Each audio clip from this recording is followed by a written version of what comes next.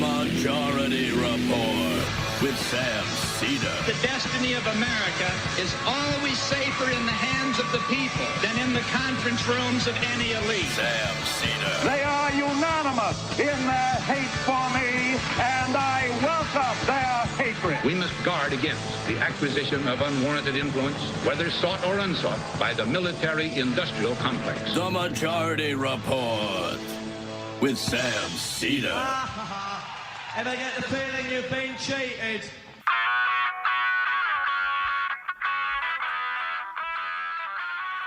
It is Wednesday, April 9th, 2025. My name is Sam Seder. This is the five-time award-winning Majority Report. We are broadcasting live steps from the industrially ravaged Gowanus Canal in the heartland of America, downtown Brooklyn, USA.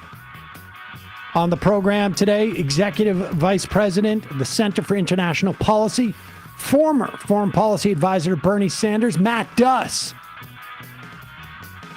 On the rather tumultuous scene in foreign policy, I mean, not just from our perspective, but from the rest of the world. Also on the program today, Canada imposes a 25% tariff on automotive imports into that country from this one. Striking back, China fires back, imposes an 84% tariff on U.S. goods. As the markets slide, treasuries are now being sold off. And small businesses are fearing a tsunami. IRS head quits over having to share data with immigration cops. And if you think it's going to stop with immigration cops, I've got a tariff to sell you. Meanwhile, the AP wins reinstatement after a federal court finds Trump's violated its First Amendment rights. Trump White House freezes $1 billion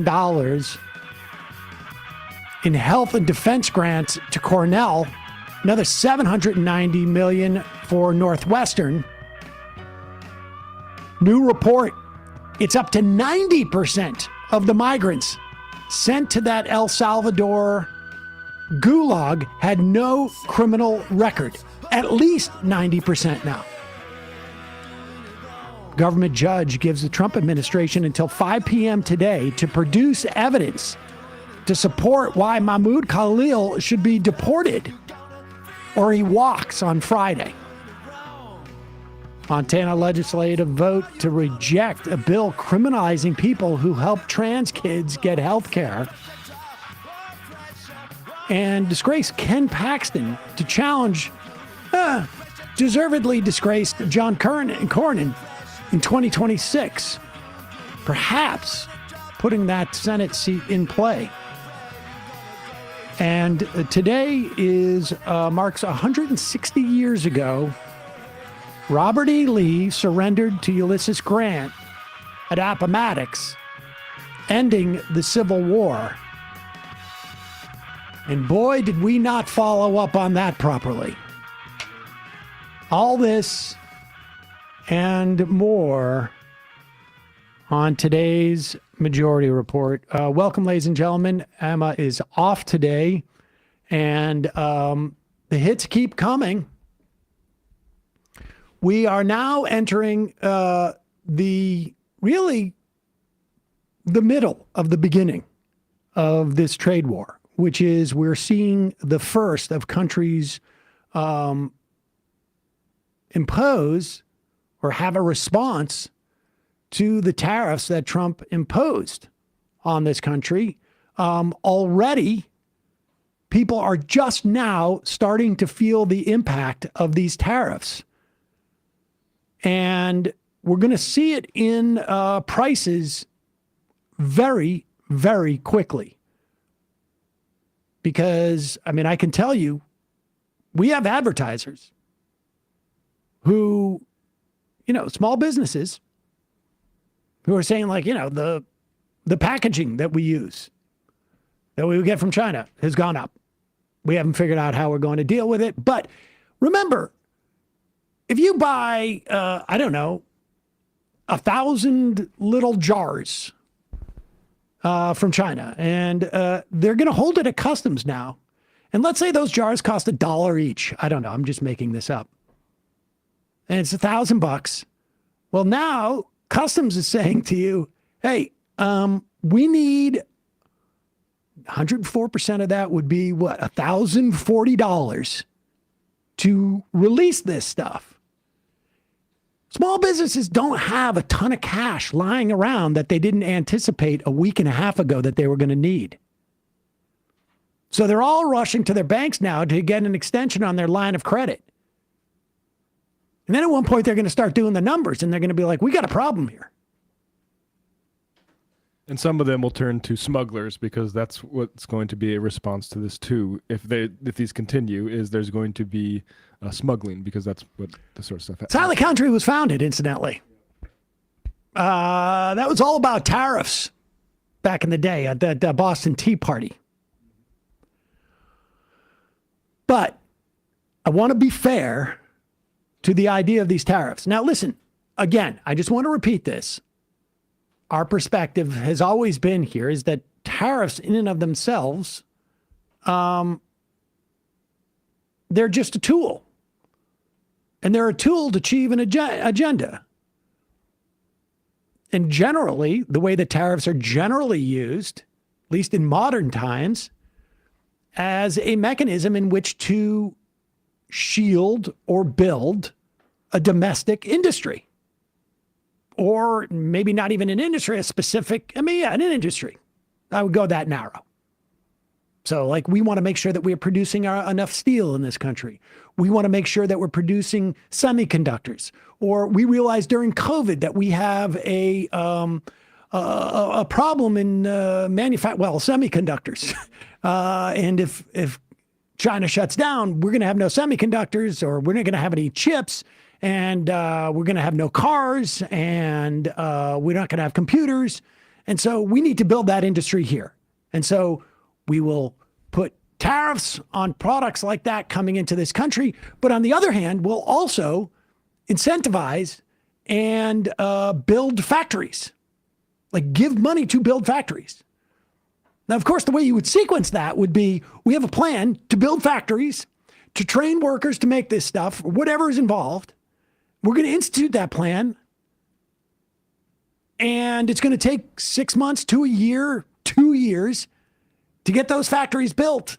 And then we're going to put the squeeze on these products coming in so that this industry happens. Or maybe we roll it out a little bit. I mean, it's obvious how you sequence these things. The Trump administration didn't do any of that. It's not even clear what the goal is to any of this. But here to explain it to you, because none of us have the sort of the brain capacity to understand this. We need to bring in an expert, someone whose keen mind and love of ideas is able to wrap their heads around this and explain the one dynamic that you don't realize. If tariffs are so bad, why do they exist? If tariffs are so bad, then why do they have them? So it might not be that tariffs are inherently horrible. Tariffs are horrible when you are on the receiving side of the bad end of the tariff. Trump is trying to tariff so we can eliminate tariffs. And we just told you what's happening in Vietnam and Argentina and Israel and Italy and a couple other countries, and apparently 50 other countries and the European Union that are now coming back to the table. So there's few people that are arguing for tariffs for the sake of tariffs. Yes, I want more tariffs, and I want them to tariff more and them to tariff more in the world. We should say that all the reporting that is available says that these people are willing to negotiate, these different countries. Obviously, China has just levied a 104% reciprocal tariff against this. Canada has levied a tariff. But there are other countries that are interested in negotiating, Philippines, several others, that are basically saying, like, we're calling, but nobody's answering the phone. I want to do the tariffs instead. Dave is a smart guy, but I just like tariffs. I like tariffs. I've always liked tariffs. I want to read this quote that's going around from, I think it was a piece written about Gary Cohn. Gary Cohn was under the first Trump administration, Cohn was a Treasury, right? Or was he wasn't Commerce Secretary. I think it was Treasury. He was one of the early ones to leave the administration, I think. And this is a retelling of what Cohn said to Donald Trump. Why don't we manufacture things at home? Lindsay asked. We're a manufacturing country. I'm not sure who that refers to. But of course, the United States manufactured things, but reality did not match the vision in Trump's mind. The president clung to an outdated view of America: locomotives, factories with huge smokestacks, workers busy on assembly lines. Cohn assembled every piece of economic data available to show that American workers did not aspire to work in assembly factories. Each month, Cohn brought Trump the latest job openings and labor turnover survey called JOLTS, conducted by the Bureau of Labor Statistics. He realized he was being an a-hole by rubbing it in because each month was basically the same, but he didn't care. Mr. President, can I show this to you? Cohn fanned out the pages of data in front of the president. See, the biggest levers, people who leave, of jobs, people leaving voluntarily, was from manufacturing. I don't get it, Trump said. Cohn tried to explain. I can sit in a nice office with air conditioning and a desk, or stand on my feet 8 hours a day. Which would you do for the same pay? Cohn added, people don't want to stand in front of a 2,000-degree blast furnace. People don't want to go into coal mines and get black lung. For the same dollars or equal dollars, they're going to choose to do something else. Trump wasn't buying it. Several times, Cohn just asked the president, why do you have these views? I just do. Trump replied, I've had these views for 30 years. Well, that doesn't mean they're right, Cohn said. I had the view for 15 years I could play professional football. It doesn't mean I was right. He was the chief economic advisor. I guess he wasn't, he was head of, the National Council of, all right, let's go back to Dave Rubin. And Israel and Italy and a couple other countries, and apparently 50 other countries, and the European Union that are now coming back to the table. So there's few people that are arguing for tariffs for the sake of tariffs. Yes, I want more tariffs, and I want them to tariff more and them to tariff more, and then we're all going to pay more for everything. I'm not really hearing much of that argument. But if tariffs are bad, then why do they all do it? So you might understand why the markets are struggling right now, because Trump is trying to even the playing field. I think I used this analogy last week. You ever play Monopoly when you're a kid? Oh, pause it. Before we go into his dumb argument about evening the playing field, let's be clear. They're not even, the tariffs that we're imposing on these other countries are not even one-to-one on the tariffs that other countries have.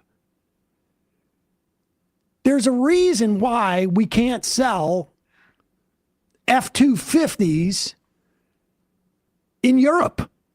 It is because the roads are smaller. You would not be able to drive an F-250 or an F-150 for that matter, or really almost any one of every single pickup truck that is made in America, short of maybe an old Ford Ranger.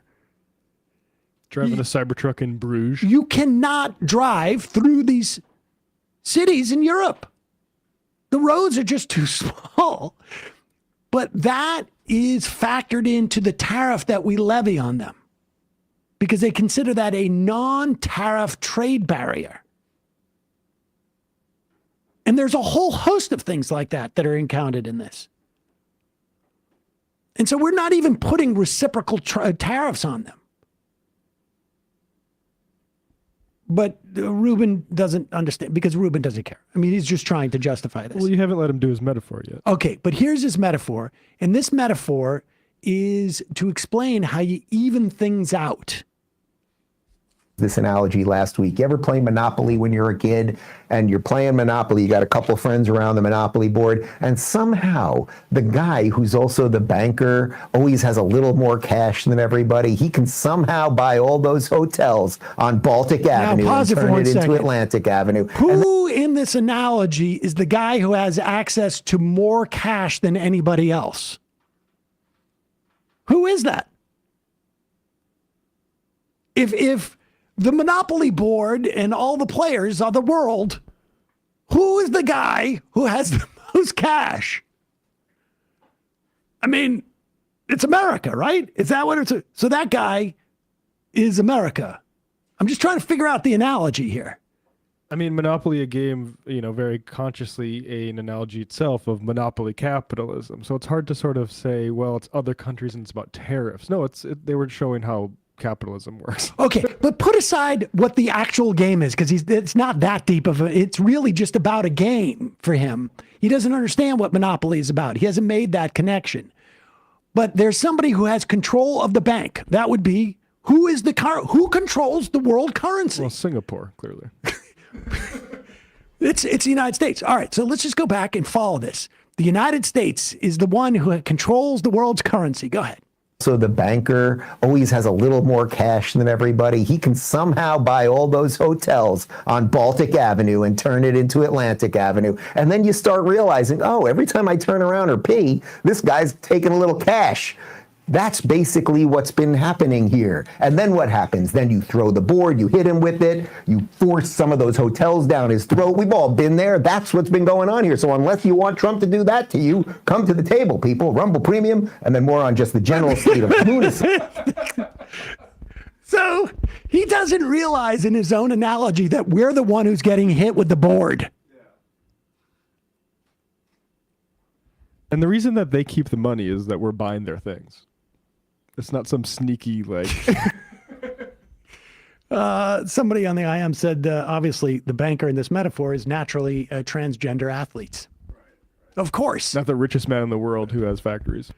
Let's just take a peek into what's going on in the real world, the one that Dave Rubin does not inhabit. The one where even like his mixed metaphors or improper analogies don't exist. This is the one where people have to buy sneakers. The spot here, but just ballparking. If a $100 pair of sneakers costs $100 made currently, whether it's in China, Vietnam, or Indonesia, if it was made in the U.S., how much would that pair of sneakers cost? $300 or $400 easily. Yeah. In fact, we've even just looked at the tariffs coming into place tonight at midnight. A $150 pair of running shoes will be $230, right? Wow. And that's coming from overseas sources without U.S. labor. Tariffs. That's just with the tariffs. Mm-hmm. Yeah. Folks will feel that, Matt. Oh, yeah, I think they will, unless they don't realize that somebody's playing Monopoly somewhere and taking money from the till. Yeah, good luck. There's going to be a robot factory that's going to spring up to make all your running shoes. That's the other thing. Like, they're going around saying there's going to be robot like, what? Can we do this in a half an hour? What we really need, this is. I just want to pitch this one thing because I've heard nobody talk about this. We get a huge 3D printer, and it prints an entirely different world.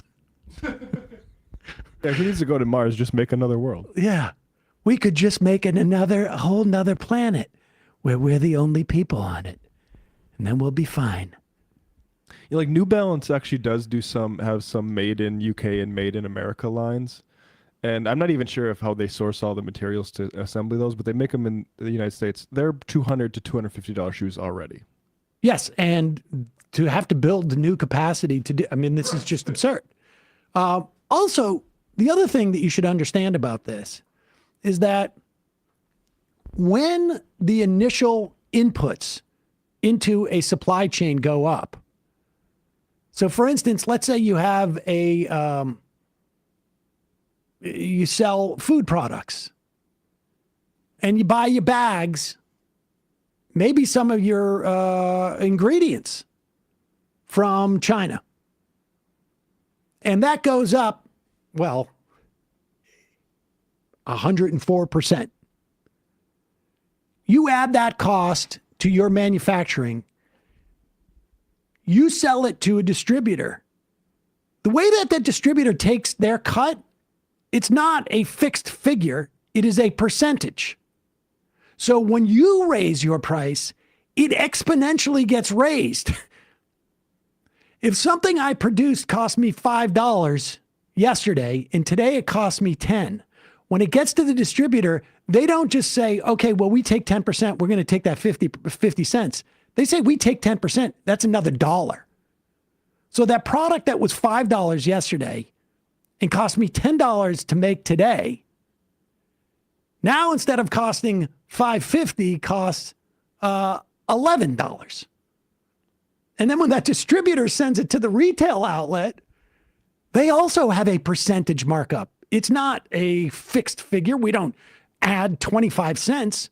We add 25%. So these prices will exponentially grow.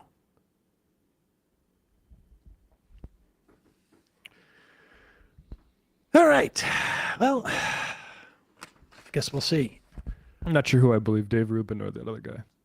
Oh, the guy on CNN? Yeah, we'll have to see. Well, he's just a footwear distributor retailer. He's got tariff derangement syndrome. And here's the other thing. I also have no doubt that that guy who's on CNN is like, we have an excuse to raise prices again. And so everybody's going to raise their prices. Then they're going to say it's the tariffs. Because here's another secret. Corporate America don't give a F.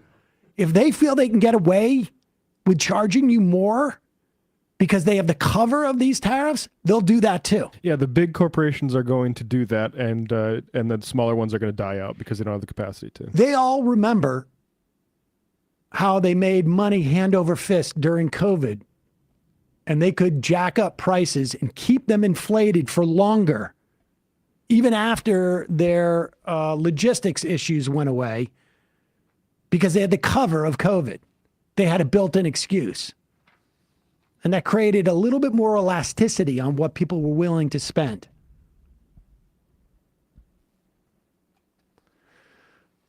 In a moment, we'll be talking to Matt Duss, Executive Vice President of the Center for International Policy and former foreign policy advisor to Bernie Sanders. First, a couple of words from our sponsors. This one is one of my favorite sponsors. I've been using them for, 10 years. And then they came and wanted to just totally coincidentally wanted to advertise. And I was like, absolutely. Fast Growing Trees. It is the biggest online nursery in the U.S. with more than 10,000 different kinds of plants and over 2 million happy customers in the U.S. I have bought apple trees from Fast Growing Trees. I have bought Korean pear trees, chokeberry trees, a bloomerang. Do you remember that one, Matt? The bloomerang? It is a lilac that blooms once in the spring and then comes back around in July. But they have all sorts of they have so many varieties. And that's the thing that's better than a big box store. You go to a big box store, you got 3 types of apples. I'm not going to disparage, a Gala or a Fuji, but, like a Delicious or whatever. That's not what you want. You want to get the right trees for your area where you're growing. You want to get all sorts of advice about how to grow these things. Fast Growing Trees is the place to get all of that. They curate thousands of plants. You can find the perfect fit for your specific climate, your specific location, needs.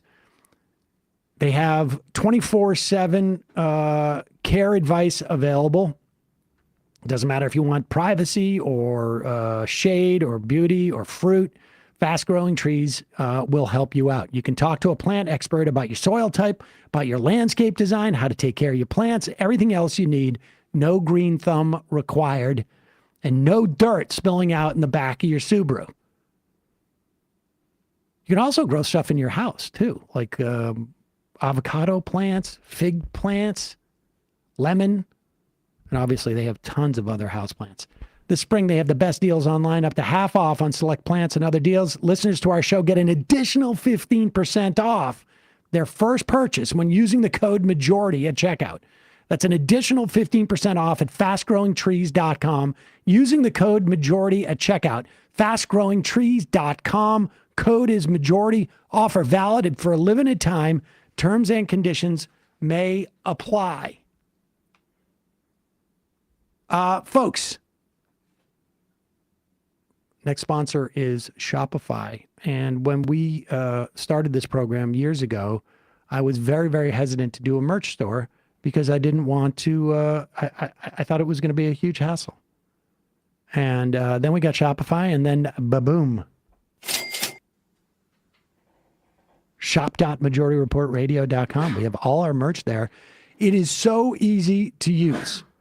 It can be totally intimidating to start a shop like that, but it was much, much easier because of Shopify.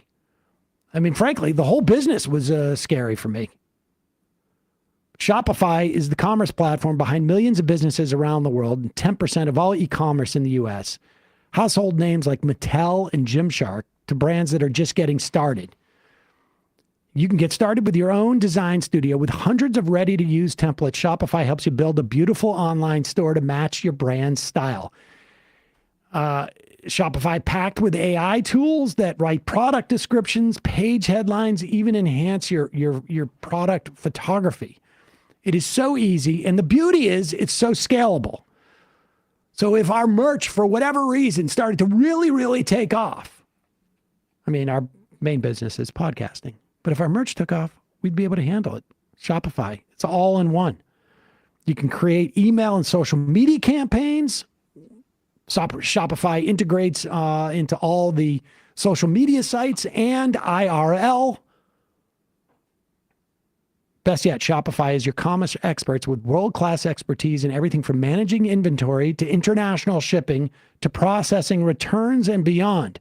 If you're ready to sell, you're ready for Shopify. Turn your big business into cha-ching with Shopify on your side. Huh? How's that? Sign up for your $1 per month trial and start selling at shopify.com/majority. Go to shopify.com/majority. Shopify.com/majority. Lots of cash on that one. We will put the link and the description in the podcast and YouTube descriptions. Quick break. When we come back, we'll be talking to Matt Duss.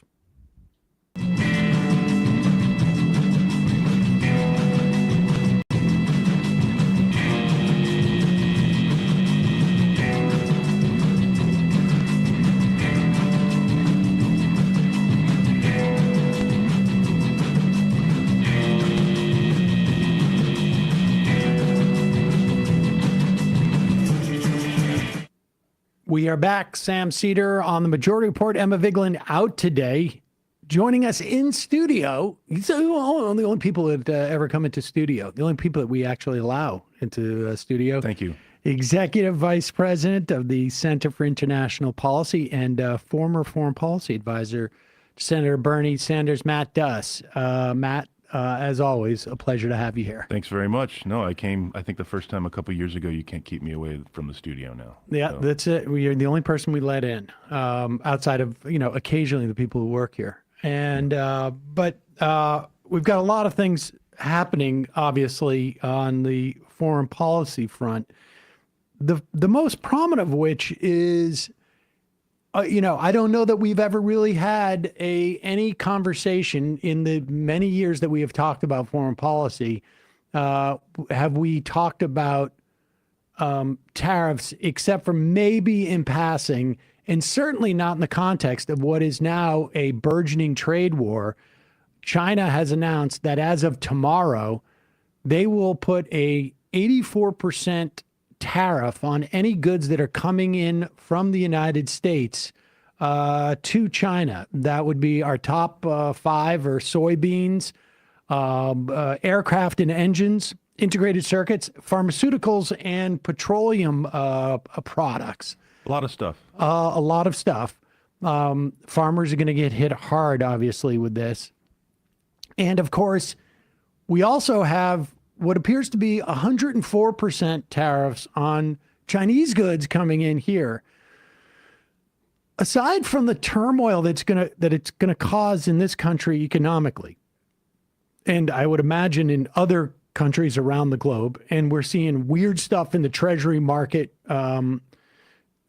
particularly in terms of the dynamic with the stock market.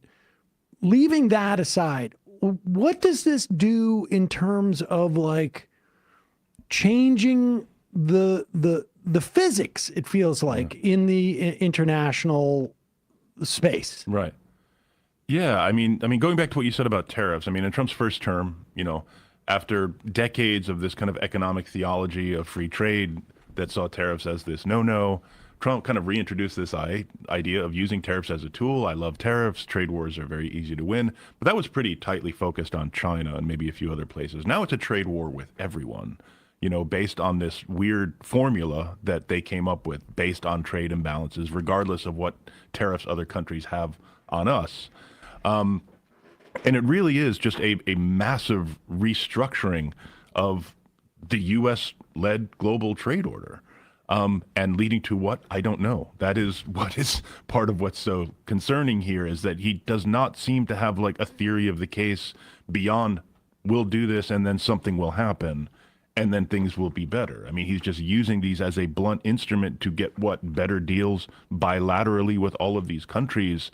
I can't see it. I don't think anyone has offered a real explanation of how he gets from A to B to C here.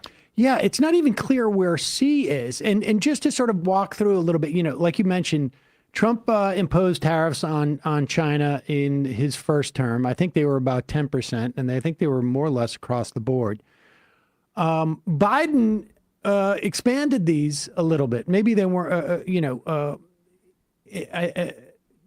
Trump's tariffs were with steel and aluminum coming from China. And Biden expanded these a little bit, but also essentially provided, a trade war goes two ways, obviously. Right. And so when you're keeping certain products out, the idea is that you want to essentially, onshore these products, either, in terms of the way that they're processed or manufactured. And you need to provide for both. Right. There needs to be like a sort of stick and carrot type of relationship to growing an industry in there. And we had that under Biden. We have the largest expansion of manufacturing jobs that we've had. But there isn't that second part here. And what also strikes me weird, I mean, aside from, and this is, at this point, everybody's saying the same thing. Like there's nothing that comes after the and. Right. We're going to do this and nobody knows what the second part of that is, because it can't onshore. Like, he said yesterday, pharmaceuticals. It's not like there's pharmaceutical factories that are just sitting around waiting for demand. Waiting to be revved up, exactly. Yeah, you got to build these things, and they're not. They got to be pretty clean apparently, because these are contaminations and stuff like this. But I'm thinking to, Obama, the last thing he tried to do before he left was the TPP, which was the Trans-Pacific Partnership, which was essentially to try and isolate China and get all of Asia but China essentially into one trade regime that was to inhibit Chinese, I guess, hegemony. And that seems to be like, we've just thrown all that out the window. Well, I mean, that basic idea, if Trump's goal is to limit China's economic growth or to use these tools as a weapon against China, you do want to have allies. He's making that much more difficult. Now, personally, I have concerns about China and their policies, but I don't think that limiting Chinese growth is a way to frame this.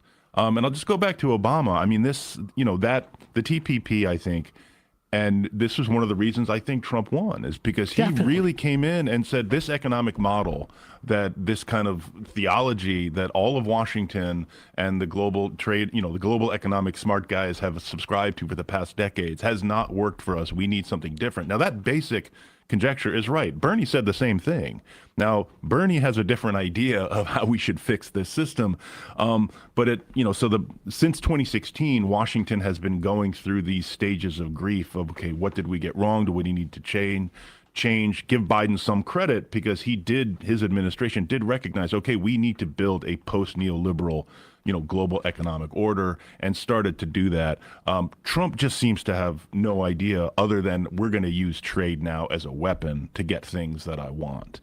And meanwhile, everything else that was bad about that trade order, weakening the state, weakening the social safety net, getting the government, essentially pulling the wiring out of the administrative state, those were also things that were bad about the global trade order, and Trump is tripling down on that. That's the weird thing, is that there's like a third thing that, the problem with the TPP, you could have two separate problems with it. One is like, why do we have to aggressively isolate China? Right. But the mechanism in which that was done with the TPP, which was the most problematic in my estimation, was we're giving up all sovereignty to corporations. That's exactly right. In this international dispute, ISDS. I can't remember. The problem with free trade is not free trade. It's that it prevents states, governments from intervening on behalf of their own workers. That's the problem with it. And this is sort of like, it's almost as if Trump has found a third way to do the bad things to of take all the worst part. To take the worst parts of both of those things and put them together. So what does this do to, and then I want to move to sort of specific areas around the globe, but what does this do to foreign policy more broadly speaking? Because it seems to me that there's going to be a lot of countries who are going to say, and, I think we talked about this in 2016, and through the years of the Trump years, which was, the rest of the world has to say, like, okay, maybe you go to, you after Trump, it's going to be somebody else, but there's a problem in your society, like that you would go to Trump, and that's right. You could go back to Trump or somebody worse, and it turned out to be Trump, and worse. It seems to me that in the context of trade, there's going to be a lot of people who are going to just say, like, we're going to go into a different order. Yes. And that's going to have implications not just in terms of trade, but everything else. Right. We're going to seek to continue multilateralism just without the United States, and in many ways defensively against the United States. We've already seen this happening with U.S. adversaries, right? The kind of aggressiveness, even pre-Trump, that the United States after 9/11 started to use sanctions tools, the Treasury, secondary sanctions to punish countries, to punish terrorist groups, but also countries that were seen as not doing what we wanted on those issues. We started to see bandwagoning and alternative sources and possibly currencies, but now our friends are doing it, right? Because it was like, okay, fool me once with Trump, Joe Biden came back and said, America's back. Everybody chill out. We got this under control. Their illusions are being dashed now. Probably too late, but you definitely see that happening. And so even if we were to get after this a different, probably, I don't know if I want to say more normal administration, because I don't even know what normal is after this. But we are past going back. In some ways, listen, this might be controversial now, but I'll say that's probably good, because I think I was just going to say, like, I mean, I'm not convinced that, maybe our time of being the world's sort of like cop and, conductor, maybe we were done with that. Right. I mean, I think it took far too long for this memo to land. I mean, Donald Trump is in so many ways a symptom, as well as a cause, but a symptom of a failed, corrupt set of institutions. So yeah, I mean, it's challenging, in some ways scary, but to think through, okay, what does that new order look like? What's America's role in it? But ultimately, we need an economic policy that does what Trump says he wants to do, which is protect American workers. And I'm just not seeing that right now. Right. I mean, I am all for, being USA number, 2, 3. Okay. I mean, I'm not convinced that that's going to mean it, except for the fact that he's also trashing our economy. Like, we don't have what he's doing. I can imagine a scenario where, like, this is a 7-year plan or an 8-year plan. And we need to, like, flood the country with, funds to make this transition. But We're not without seeing it, that. Right. he's doing it in 2 weeks, and he's doing it sort of the second part first. Right. And he seems, and this tends to be one kind of consistent through line, is his, deep suspicion of multilateralism. He believes in just bilateral agreements. The concept of multilateralism, he sees that as a way for other countries to gang up on the United States. When he talks about the European Union, I mean, he has said this. He said the European was created to screw the United States. That's why he's, he's opposed to it. So this is what he's talking about now. I'm going to hit all these countries with these massive tariffs and then go back to them one by one and renegotiate deals that will be good for us, i.e. me. It also seems to be the sort of the same strategy that Elon Musk is doing. We're going to fire everybody and then find out which people control the nuclear codes or the pandemic stuff. And then, if we can get them back, we get them back. Exactly. We're going to take apart the government and then figure out what everything does. So amidst this sort of like moving target, how do you formulate, is there any type of foreign policy, broadly speaking? I want to ask you again about the specifics, but how do you formulate a foreign policy when it seems like you not only are the people that you want or the other parties that you want to develop a policy towards always in flux, but you're in such dramatic flux? Yes. Right. I mean, you have to try and pay attention to other things that are happening. There's a lot of crises around the world, some of which the U.S. is deeply implicated, but that, the challenge of, separating the signal from the noise here is the name of the game. And it's always difficult, but coming up with good policy at a time when Trump is in the process of destroying so much wealth, and not just, people talk about, the stock traders and the very wealthy. It's not just that, as you know. I mean, these are workers' retirement accounts. These are, not just the very wealthy who are being hurt by this. So it is hard. And we should say, in a week or two, I mean, I think we were saying this, we're going to have a much better notion of just who's going to be hurt by this. That's right.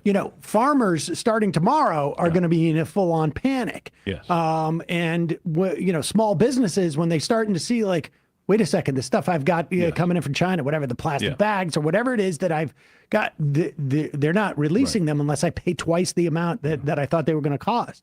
And the thing that kind of frightens me about this is that when this really hits and Trump starts to, if this outrage starts to penetrate his bubble, what does he do? How does he try to distract or externalize that, right? And here I'm thinking about that notorious comment from Fareed Zakaria back in, I think it was April 2017, when Trump struck Syria. And Fareed Zakaria goes, Donald Trump became president today. Was he? I thought there was a half a dozen people who said They that. said variations on that. But what that taught Donald Trump is that when you get into trouble, a way to make Washington like you is to press this button. Right. So the question is, what horrible misadventure does he consider doing, to make people liking him again? Because unfortunately, that's still part of Washington's sickness. It's starting up a war, everybody rally around the flag. I mean, that is, a sickness I think a lot of countries have, frankly, is my sense. Yes, is that not unique to us. The way that you create that nationalism is to create, but it doesn't feel like, I mean, let's talk about Iran and in the Middle East, and then we'll work our way down through into the Middle East from Iran, and then maybe swing back up to Ukraine. We'll do a tour. All right.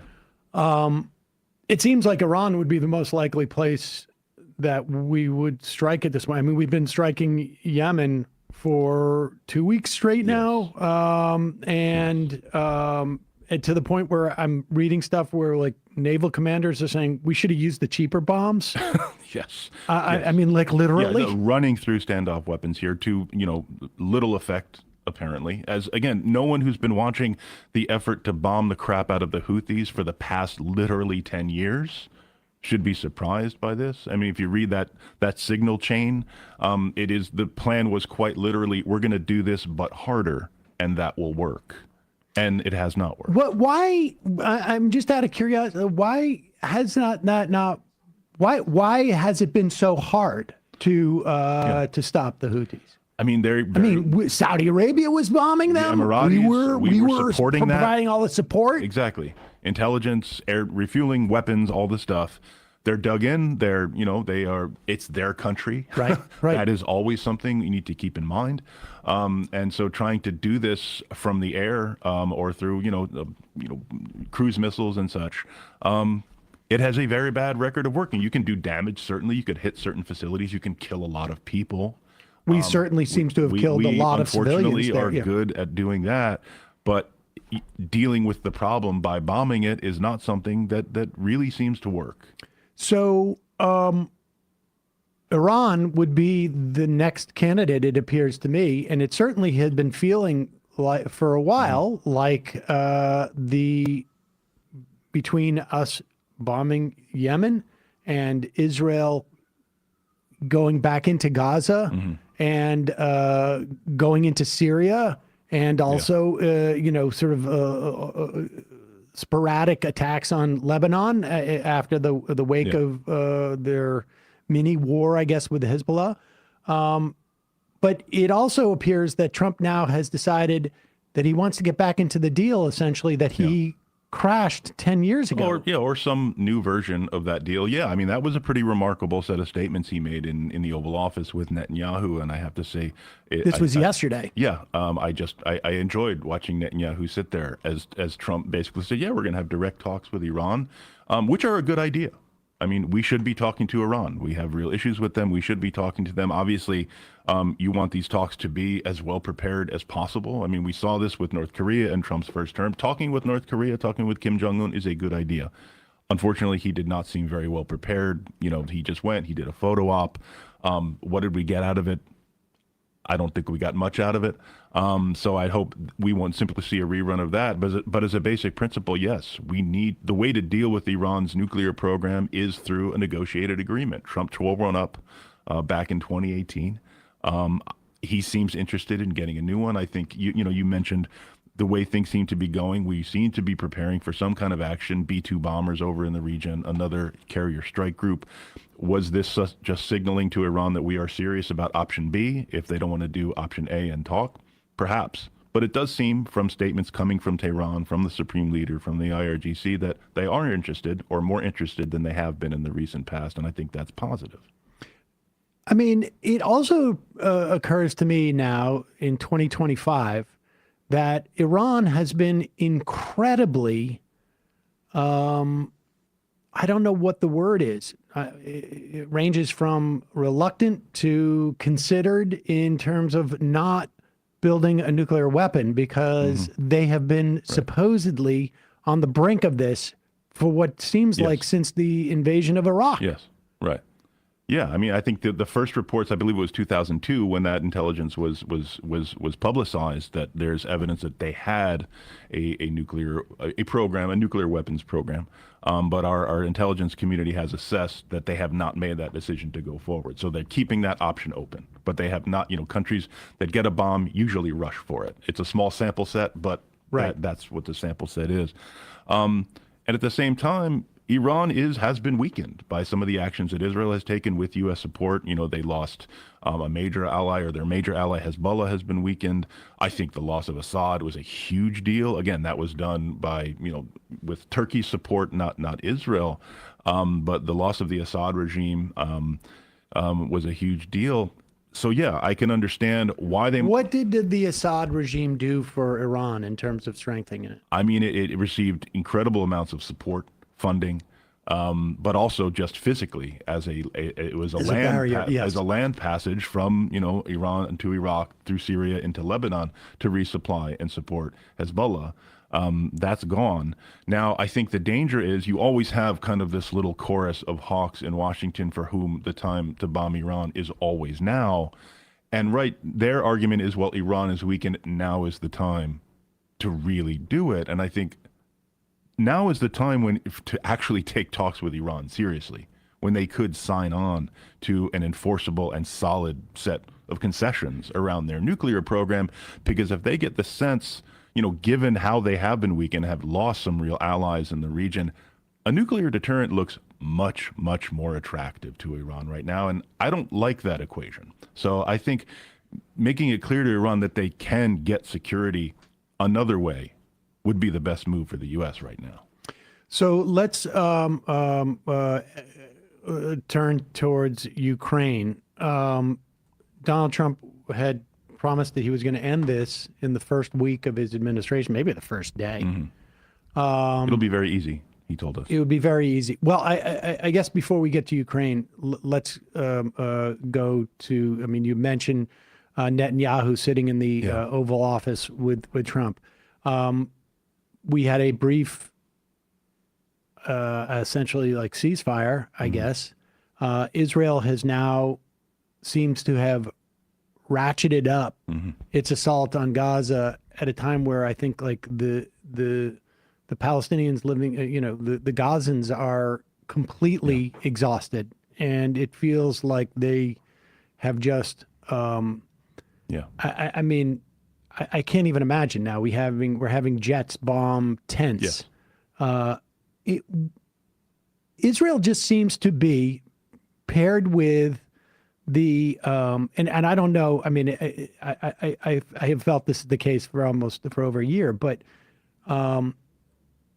it seems they are completely unabashedly. Like there's no longer any pretense of what they're doing. Yeah. It has been over a month since they've let in aid. Right. We're getting reports from the UN now of like this is just it's incredibly dire. Yeah, Guterres called it a killing field. He used those words. And there does not seem to be any international pressure whatsoever because even when Biden, who was abysmal on this, Biden felt pressure theoretically, right? I mean, he didn't respond to it, but there was some pressure. I would argue that it actually caused Harris was one of the big reasons why she lost her election. But there is no pressure on Trump, it seems like, at all, other than from Miriam Adelson. And so is there any constraining Israel in this instance at all? Unfortunately, right now, no. I mean, because any pressure, the only meaningful pressure on Israel was going to come from the United States. I mean, I think that was why there was so much pressure and attention on Biden. The enormous intelligence, arms support, diplomatic, political support. The United States and, Europe can do things, but Europe just tends not to do things if the United States doesn't go first or at least give them a green light. And Biden simply would not do that. Right now, as you said, there's no pretense anymore. Back in the early days of the war, they would bomb a hospital and be like, Hamas was there. We're sorry. Here's all the reasons we had to kill all these civilians. And now they don't even bother. It's just going forward. I mean, they killed, 15 aid workers, then buried them. Like in a mass grave. They essentially assassinated them, and they buried them in a mass grave. And only because it was all caught on film, they're like, okay, whoops, we're looking into it. They would, And the idea of that video existing like 6 months ago or a year ago, something so explicit, but it barely makes a ripple in the news. Yes, they have slowly, methodically, and successfully rewritten the rules of war, essentially. With U.S. support, and now with Trump, he came in, he sent Witkoff over, pressured Bibi to sign the ceasefire back in January. We had a couple months of that, and let's understand the terms of that ceasefire was that phase 1 will continue until phase 2 is agreed upon.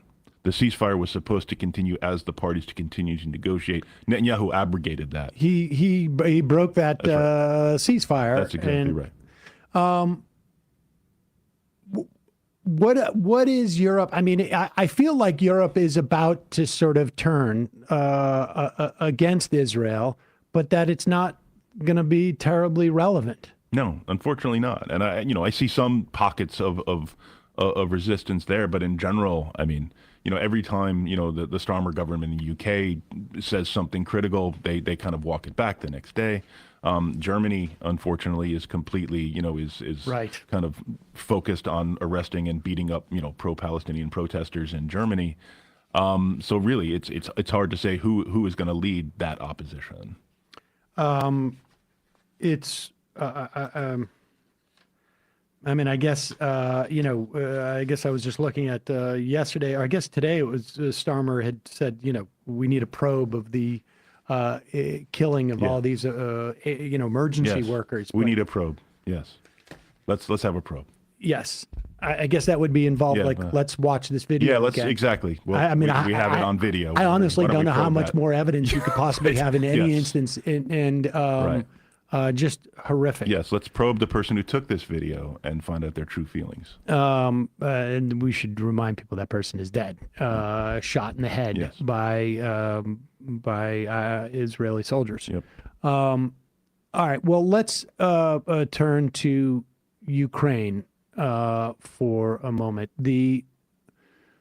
There's been what feels like some type of stalemate for a while. Trump had Zelensky here, I guess it was a month ago now. Yes. Where it felt like a very staged moment where J.D. Vance was brought in to basically yell at Zelensky for not dressing properly and for not being thankful enough. And it all felt like some type of kayfabe thing. I don't think Zelensky was in on it, but I think he understood these guys have to sort of make it some type of show because they're not really, there wasn't a dramatic shift in policy that I think people anticipated. Well, I mean, initially, I think there was. I mean, I don't know how staged it was. I mean, I'll say J.D. Vance clearly had a plan. Right. I think, I know that Zelensky was advised both by his own people and by members of Congress who support Ukraine to say the minimum possible in this Oval Office meeting. Do not allow yourself to be provoked, and then negotiate in private afterward at the lunch. Unfortunately, he allowed himself to be provoked. And again, it's hard to criticize him given what he's endured, given the fact that he's sitting there in a room with all of Trump and Trump's flunkies all around him. And then it seems as soon as J.D. Vance introduced this idea that Zelensky was being disrespectful, that's what completely set everything off, because that's the thing. And Vance knows this, is that's what Trump can't tolerate. So yeah, that went poorly. Zelensky then, I think, understood that he had to show very quickly that he was not the problem. He is ready to sign a deal. He is ready to negotiate peace. And I think he signaled that very effectively. And that did what he wanted to do, which is to put the onus back on Putin, frankly, where it belongs. And I think that's where we are now, because Ukraine has made clear that they are ready to talk. And Putin and Russia, they're the ones who are like, well, we'll talk after Zelensky's gone. We'll talk after all Ukrainians are standing on one foot. He's introducing all kinds of bizarre conditions. What is how much pressure? I mean, does Putin have in a domestic pressure to do anything? I mean, what is the status? It feels like there is just a stalemate there, and then I want to get to this thing about the Chinese soldiers. I don't know what pressure Putin feels domestically. He has pretty tight control over his own domestic situation. I mean, I think he has a conception of his own legacy and Russia's security and what that requires. And it was true 2 years ago, a year ago. I think it's true today. That requires, erasing Ukraine as an independent sovereign state, either through installing a Russian-controlled government or just a more pliable Ukrainian president who is not Zelensky. And that is not something that Ukraine's going to agree to. And do we have a sense of what the Ukrainian people want? I mean, there was a narrative that was being pushed by the Trump and the right. It felt like a month ago that Zelensky was forcing his people into this meat grinder and against their will, and he was a dictator, they were saying, and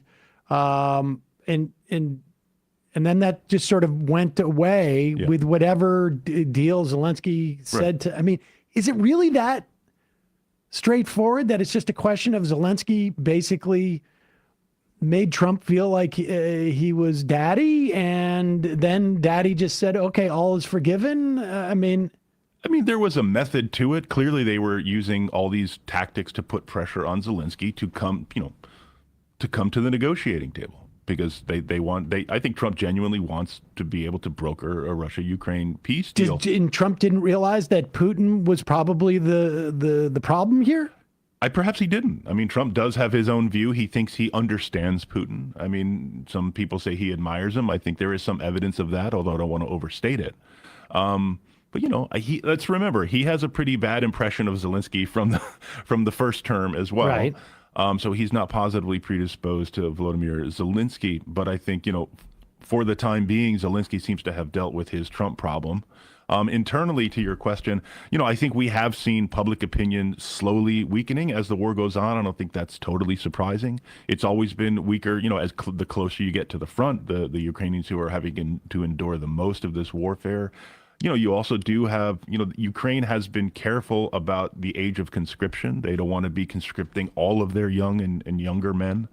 They do want to have a population into the future.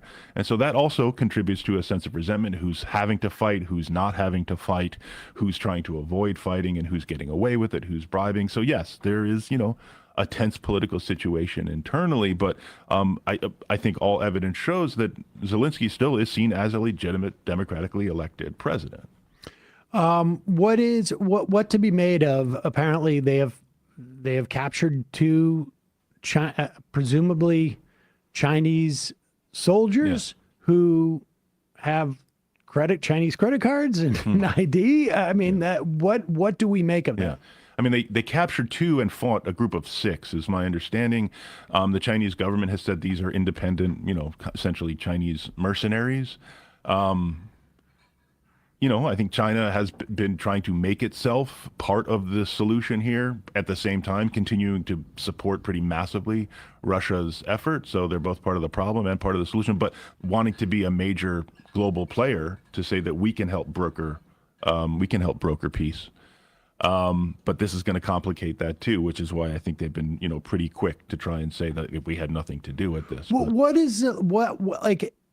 if I know that there were 2 Chinese soldiers captured and that they were fighting 6 others, it feels like that's on purpose. Like there's a lot of different ways you could respond to finding, to capturing these guys, which is like unlikely. China is sending 6 guys to fight, right? And unlikely that they're going to be in this type of position. Like I imagine we have American military over there, but they're not. On the front lines fighting, that they're doing, support stuff or something that. So I would imagine if China was participating, they would have something similar. So what is Zelensky trying to do with that? No, I think he's clearly trying to use this to push China to play a less destructive role. But I think, as you noted, that is what's interesting about where these Chinese soldiers were captured. I mean, we've seen North Korean soldiers involved in the war, but they've been in Russia. They've been in Kursk as part of the effort to retake the territory that Ukraine invaded. The fact that these Chinese soldiers were caught in Ukraine is quite notable. And I think Zelensky is using that to put some pressure on China to do what? I'm not quite sure. Does that also tell us something? I mean, in the event that they are mercenaries, which it seems most likely to me, that the mercenaries are like that Russia needs mercenary fighters there? Yeah, I mean, that does seem kind of sketchy to me. Again, I'm very skeptical. I mean, China does have pretty tight control over its military and over its industries, including potentially its own mercenary industry. So yeah, this excuse doesn't really ring true. We need to find out more. I mean, were these quote unquote observers who got cornered, found themselves in combat that they were not supposed to be in, and tried to fight their way out? I'm not sure. What else have we left on the table, Matt? I mean, it feels like everything's moving in so many directions, and from our perspective, at least, the sort of the biggest player is not moving on any trajectory that is like plotted. It just feels like, one of those. I got a cat toy for my cat that you just press the button and the thing just stops and goes and runs all. I mean, that's what it feels like. Yeah, I mean, the only kind of consistent approach, and I said this before, I mean, a lot of people would criticize, Trump as a, quote, isolationist. And I thought that was always clearly false. He is, I mean, I think at the end of this, we're going to wish Trump was an isolationist.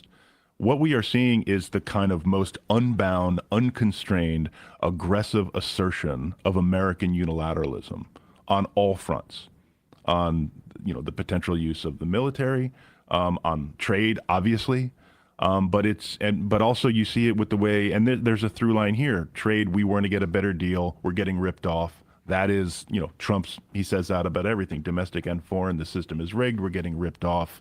See this with the way he talks about NATO, the way he talks about Europe, is that the U.S., by virtue of his enormous power, deserves more tribute. And I'm going to go out there and get that tribute. It feels like we are one event away, and maybe it's in the context of trade, but I don't know what, from the world saying, wait a second, paper tiger, and then it's off to the races. Am I just...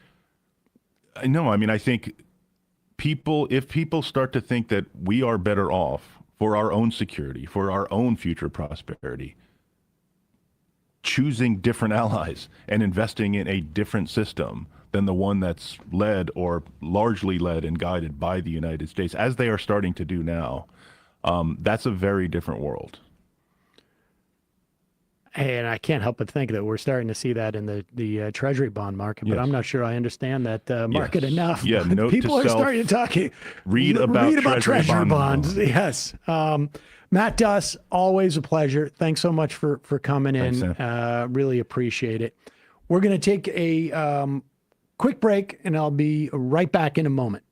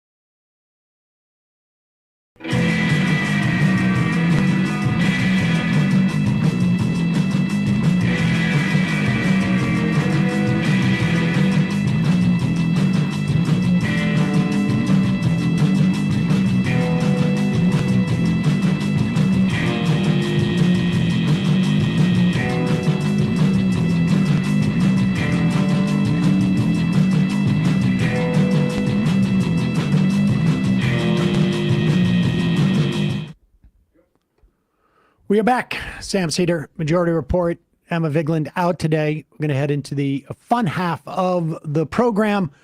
Just a reminder, it's your support that makes this show possible. Of course, our expenses have gone up because of the tariffs, but we are maintaining the cost of our memberships.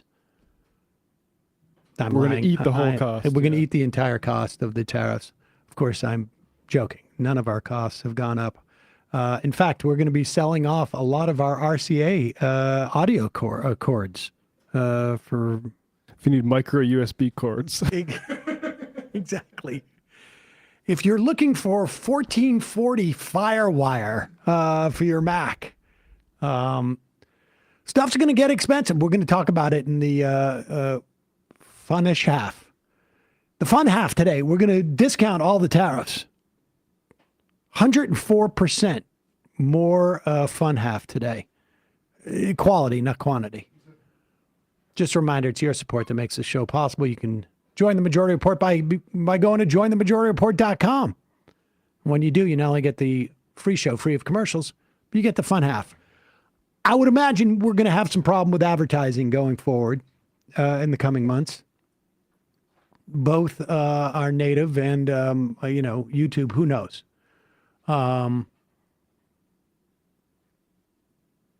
So if you have the means, support the program. If you don't have the means and you still want access to the fun half, send us an email at majorityreporters@gmail.com. Put in help with fun half, and we'll work you out. Work it out with you.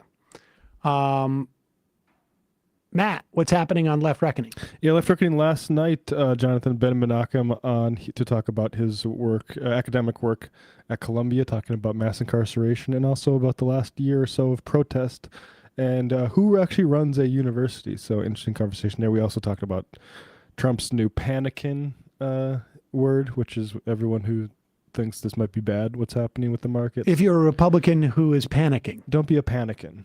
So a lot of panicans out there. And check that out, patreon.com/leftreckoning. We're close to 50,000 subs on YouTube and 1,000 on Patreon. So check us out.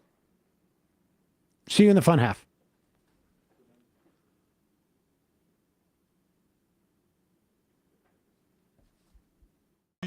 You are in for it. All right, folks, 646-257-3920. See you in the fun half. Are you ready?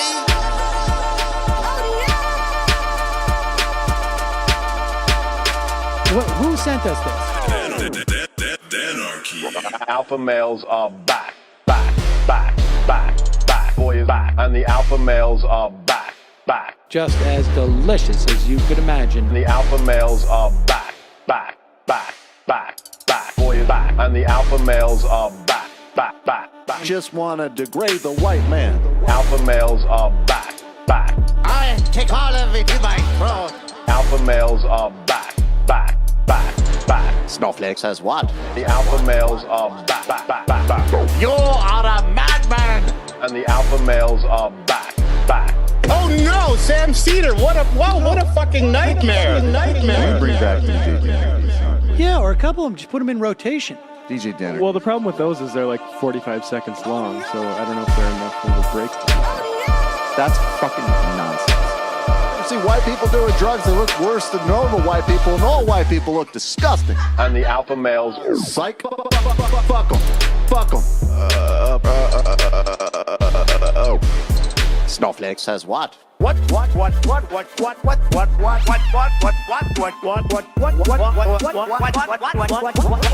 Snowflake says what?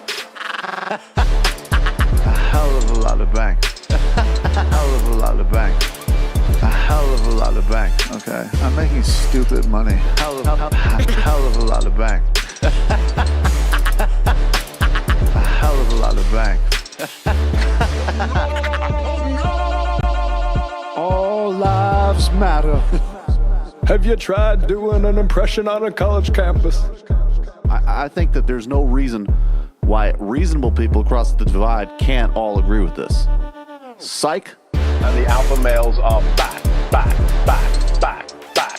And the Africans are black African. And the alpha males are black. And the Africans are back. When you see Donald Trump out there, doesn't a little part of you think that America deserves to be taken over by jihadists? Keep it at 100. Can't knock the hustle. Come on, fuck them. Things I do for the bigger game plan. By the way, it's my birthday. Happy birthday to me, Jew boy. I have a thought experiment for you. And the alpha males are back. Africans are black. Alpha males are black. Africans are back. Come on. Someone needs to pay the price for blasphemy around here. I am a total pussy.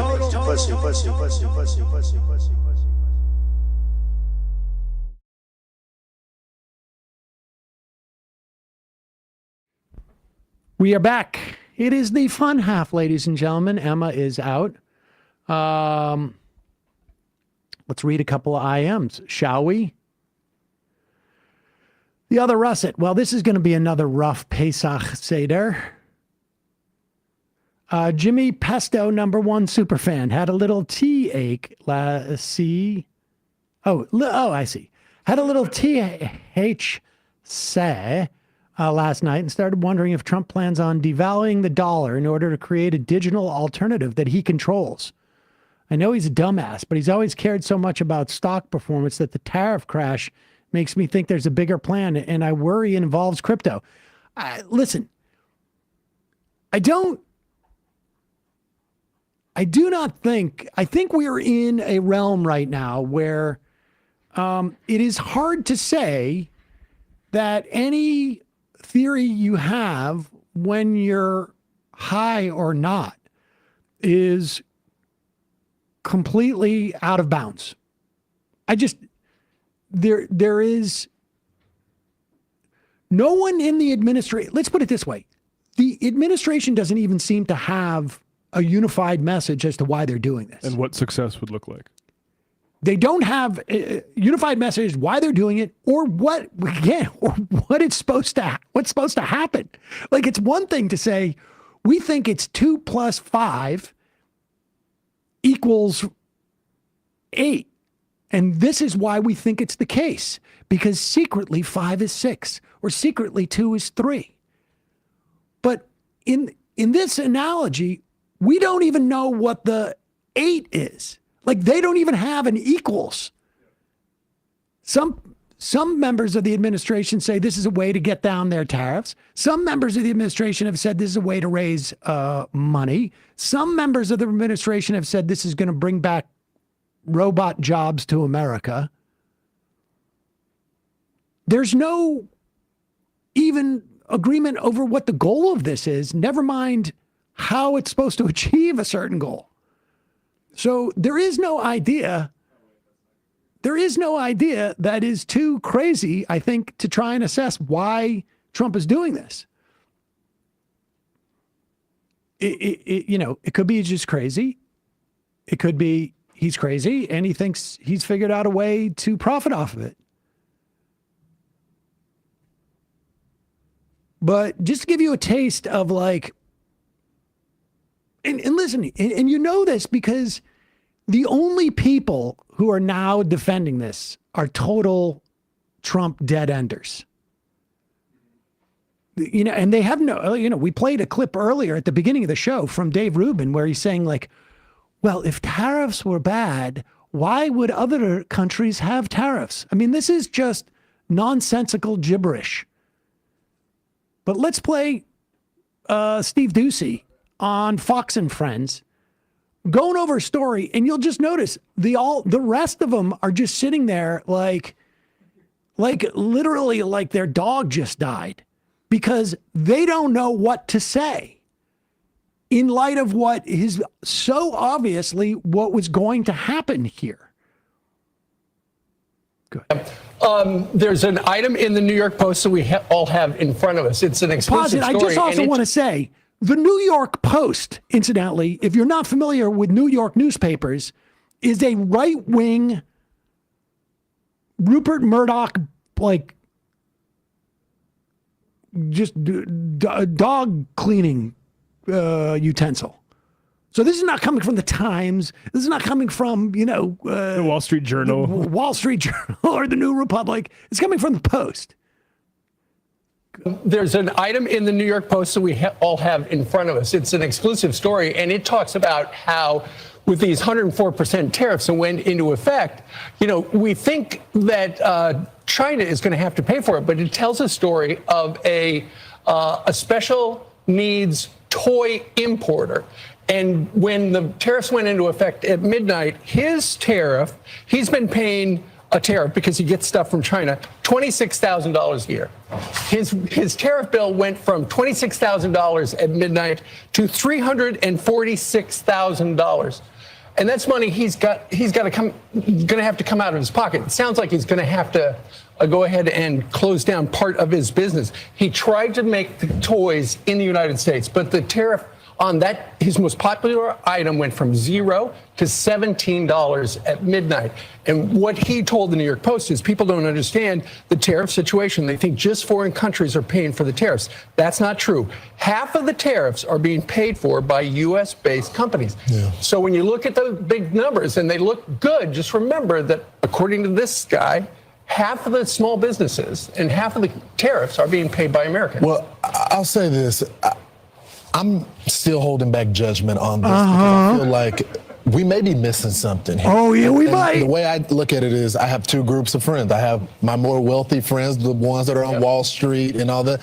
And then I have my friends that are in the farming community, middle class. They're cheering it on. Yeah. Meanwhile, my friends that are more rich and wealthy are ticked off. And so they're... Look, I watched the president yesterday. Let me just tell you about his friends in the farms. If his buddies in the farms have anything to do with soybeans, They're a little bit upset today because their product just got hit with an 84% tariff in China. Or if they're working in aircrafts or engines or integrated circuits or pharmaceuticals or petroleum or any products that's exporting. Now, that's today. But tomorrow, when whatever they got to buy starts to shoot up, it's going to be a different story. This is not just Wall Street that's they're complaining because there's people on Wall Street who are like over leveraged and they're worried.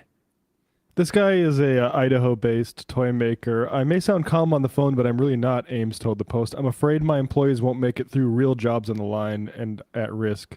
We have tried domestic production.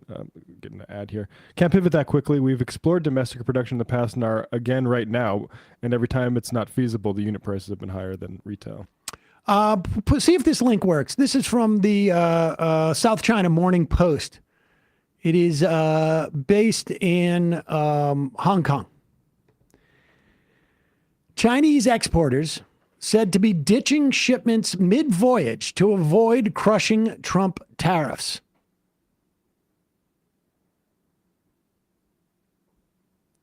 I'll read from this. Does that open it up for you? Okay. Yep, industry insiders have dubbed the move preparing for the long march, a grim metaphor for what might be seen as prolonged and punishing downturn in cross-Pacific trade. It's a staff member at a China-listed export company who requested anonymity said its U.S.-bound container volume had plummeted from 40 to 50 containers a day to just 3 to 6 as a result of the new tariffs on Chinese imports. We've halted all shipping plans from the Philippines, Vietnam, Indonesia, and Malaysia. Every factory order is halted. Anything that hasn't been loaded will be scrapped. The cargo already at sea is being recosted. One client had told the company it was abandoning goods already on the water and giving them to the shipping company as no one will buy them after the tariffs are imposed. Now, presumably, these products were actually being used in the United States, and they're not going to be available. So on top of what we're going to see in terms of inflation, we may also see like a period of time where there's no products to fill certain niches. You know, we went through that with toilet paper because of just the shifting usage of toilet paper. So much of the toilet paper industry, who knew, was geared towards work. And when no one was going into work and toilet paper wasn't being used there, the logistics were such that the people who supplied commercial toilet paper did not know and did not have the relationships to get them into customer-facing retail outlets. And so we went like a 3-month situation in this country where like we had toilet paper shortages. And there's no like returning to normal here. It's conceivable in 5 or 6 years if there was a motivated government to build the infrastructure, but all our government is motivated to do is to hack away at the administrative state, literally just fired all the industrial planners in our government. And all they're gearing up for is massive tax cuts for wealthy people. And you see how they're all scrambling on the right to sort of justify this. I'm going to hold off until I... Yeah, let's keep watching this. Incidentally, like, I don't know if you've ever seen a tidal wave. Like all of a sudden everything gets eerily quiet and it just sort of draws out. And then all of a sudden it's like, whoa, and you don't have time to run at that point. Oh, look, I watched the president yesterday, even with those miners yesterday, and they're cheering him on as well. Sure. I think the elites have gotten used to a certain lifestyle and what we're invested in the market and all that. But he's fighting for the little guy right now. So I think we may just want to hold on and see what happens. If they start to turn on it, then I think we have a different ball game like here. Caroline said, he's going to punch back. And when China last week, when we have those reciprocal tariffs on them, then China puts reciprocal tariffs on us. So then on Monday, President said, okay, 50% more for you, China. Yeah, we're not playing this game. And they asked, what about China? He said, they're proud people. So they want to negotiate.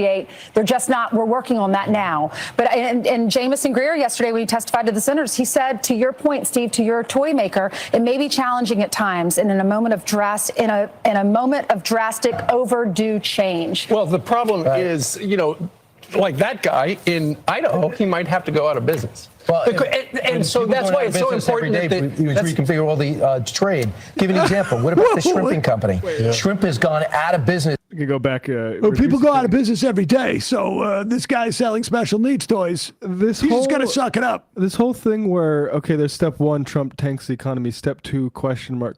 Step 3, the working class is saved. No, what if he just tanks the economy and actually things don't get better for working people? Can we maybe skip to that eventuality? Because I think that's probably what it's looking like.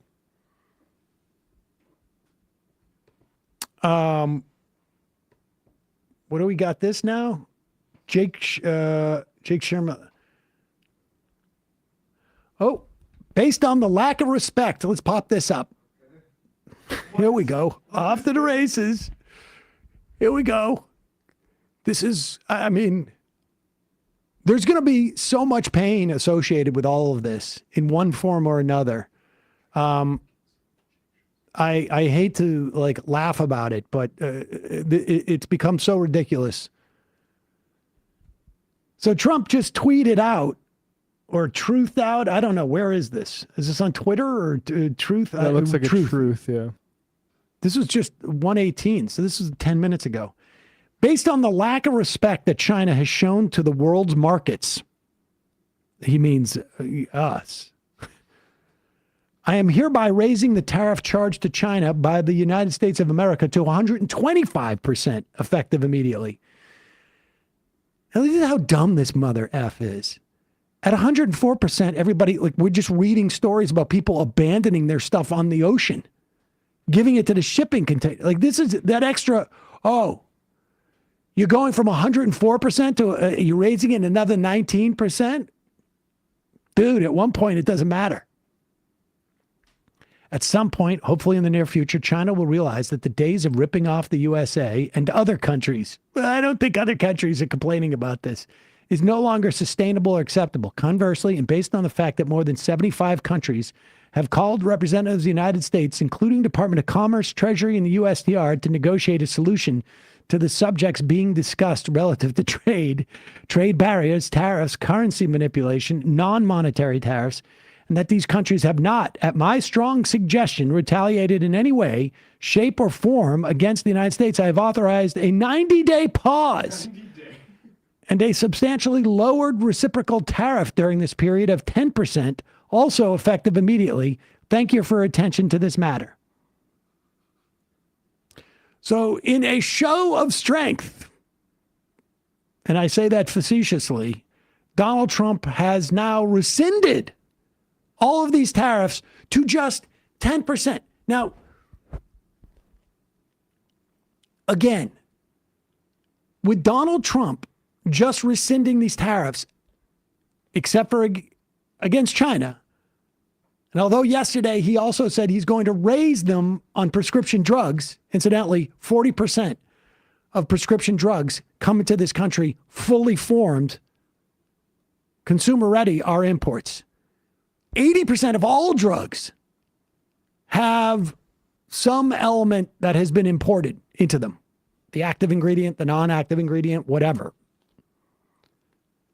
So a 10% tariff now for 90 days, is it, on every country in the world except for China, which now has a 125% tariff.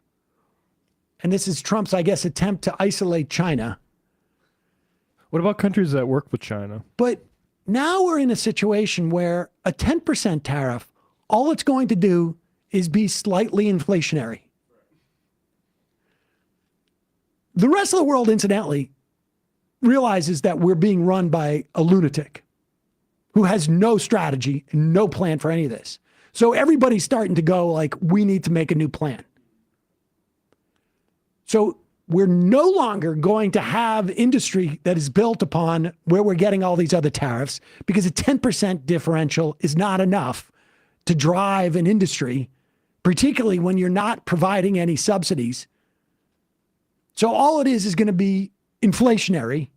And again, 10% tariffs is going to be inflationary. But we still have morons out there who want to tell us this is going to be helpful to the working class. I give you, what is her name? She was on Bill Maher saying the same thing. Incidentally, she was also saying he was Trump was progressive because he was the peace candidate. This is after 3 weeks. That night, I think he started bombing Yemen. She said he was like FDR in that he was anti-war, which is an interesting read of that history. And what was the other thing? She said there were three things, like the tariffs and the, I can't remember what. Anti-war was one. I can't remember what the other was. But here she is peddling this stuff on News Nation. Do you know what is so amazing about this whole tariffs saga? The Americans who have the least are willing to say, you know what? Maybe I don't need that extra piece of crap from China. Maybe I'm going to make a little bit less in my 401k. Pause it if for it one means instance. that my I just, if you ever want to check out Walmart or Dollar Tree or one of these stores, you go in there and you watch the elite in their shopping for all their China stuff. I mean, I would love to live in a world where we didn't have this level of disposable goods. But largely, I think there's a decent amount of research suggesting that one of the things that wealth inequality does is increase the hunger for low-cost goods that emulate living a luxurious lifestyle, because you're looking at incredible wealth and then you feel deprived. And places like Walmart, in some way, assuage that. But it's fascinating. She really must be amongst the people. Totes. Maybe I'm going to make a little bit less in my 401k if it means that my children have a future. And meanwhile, you look at Wall Street, where people who are losing, yes, a lot of money, but who will, let's be honest, never be poor. In fact, they will never not be rich, no matter how this ends. And they are unwilling to donate a single penny to the future of this nation. It's so utterly backwards. It used to be that the rich had a sense of noblesse oblige. You know what? Maybe we should build a hospital, if only so the peasants don't revolt. But in America, we have this enormous class divide where the top 10% controls over 60% of the GDP and is unwilling to pay a little bit more for the next brand new iPhone, even if it means that their working class neighbors can afford to buy a home. I mean, it is so repulsive. What's so weird about this and so classic is that, like, yes, I agree, we have a problem with wealth disparity here, without a doubt. But this is not addressing that. It is unclear to me. I mean, I guess if we devalue, part of the problem is we're devaluing the dollar. We are perhaps juicing inflation, and it's unclear to me how this is going to get the Fed to lower interest rates to allow for housing to be less expensive, or how rents are going to go down when all the inputs have gone up. It's unclear to me, like, what where she gets from A to B on any of this stuff. What is it? Is this another one where she was doing? This is another one. Yeah, this is with that guy Schellenberger? Schellenberger, who is also a complete lunatic. Lunatic, yeah. What is his argument about this? He's just listening to her cook and nodding along to her, basically. There's a lot of fun stuff in this one here. It's infuriating. I mean, it's utterly infuriating. Our economic policy for the last 60 years was put in place by people who are too lazy to get out from behind their laptops. And so they imagine that nobody would want to work in a factory because they would rather die. Pause it for 1 second. Incidentally, both these people in front of their laptops as they say this. And I will, again, reiterate, that story from a piece on Gary Cohn, I guess, who was Trump's economic advisor. The Bureau of Labor Statistics has actual data on this. And dollar for dollar, people want to leave manufacturing jobs if they can get a job like these two people have, or like I have, or like anybody in this office has. What people like about factory jobs was the union benefits. And the money, yes, the money and the union benefits.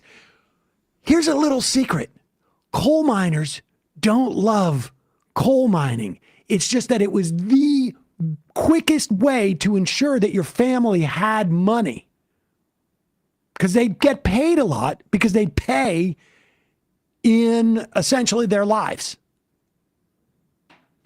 I remember Batya Unger Sargon coming to the defense of the Bessemer workers that wanted to unionize, say, in the past 5 years. All right, let's listen to this sort of fantastical notion of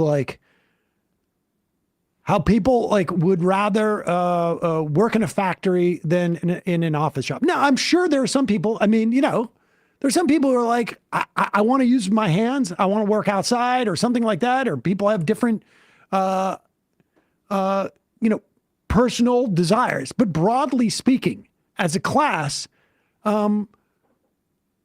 people who work physical jobs just don't live as long as people who work in an office. That's just the case. Often want their kids to do something else. And if they can make enough money doing something else, they'll do it.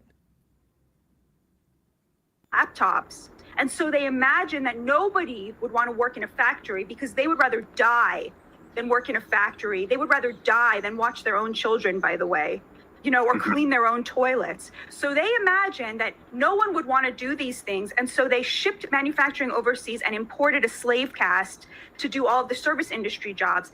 And then they just go out there and insult the millions of Americans who are employed in these actual industries, the millions of Americans who remember their grandparents having a decent living wage and the American dream while working at a meatpacking plant, because that was the job to have back in the day.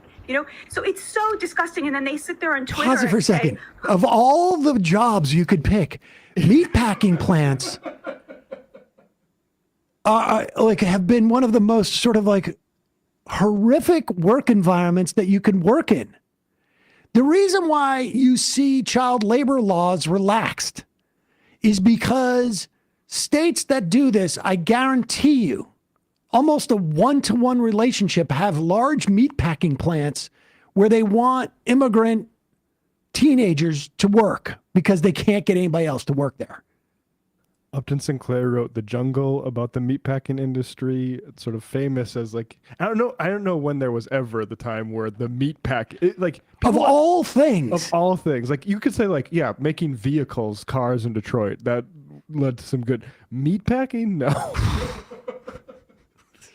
Does anybody really want to work in manufacturing? From their $2 million homes that they were able to purchase, Michael, because they, through their policy, shoved the working class out of competition for homes, for an education, and for healthcare, right? So the top 10% now controls over 60% of our GDP. They are not just like the ideal consumer now for the most important things, the most central components of the American dream: housing, healthcare, education, retirement. They are the only consumers now who can afford those things. So the price for those items is tagged to their incomes. You know, doctors used to marry nurses and lawyers used to marry secretaries, and now doctors marry doctors and lawyers marry lawyers, and they buy up real estate, and real estate is now pegged to their, you know, joint $1 million, $2 million income, which means that their cleaning lady has to commute 2 hours to All right, pause it. Like, I mean, what do tariffs have to do with this? What do tariffs have to do with this? If you want to deal with wealth inequality, which she's discussing, tax the money away instead of doing a regressive tax on the working class. Her analysis is there to avoid blaming capitalists. It's all like latte liberals who look down at workers or something like that. It's not professionals marrying other professionals. That is why inequality is so bad. It's because of the structure of our economy. And we need to tax those people. And we need to be able to make medical school or law school available to a wider class of people by having free options. I mean, this is the most roundabout argument I've ever heard. The room is too... I find this color that we've painted this room completely offensive. So what we should do is unscrew all the light bulbs.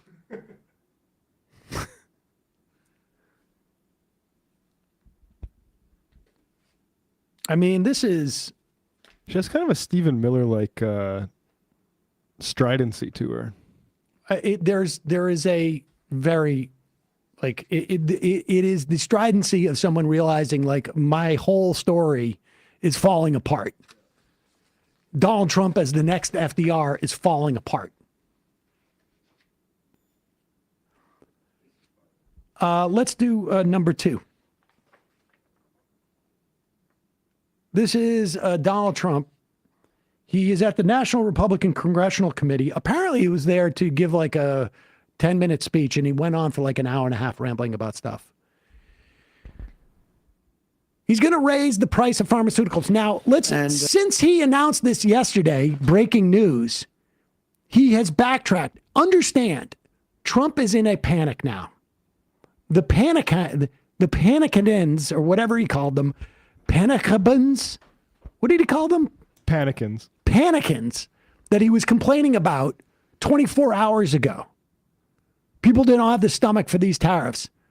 He has now become one. Because China basically said, hey, I got news for you. We don't need you like you think we do. Kind of been preparing for this, actually. And so now he has caved on all the other tariffs, except for at 10% for 90 days.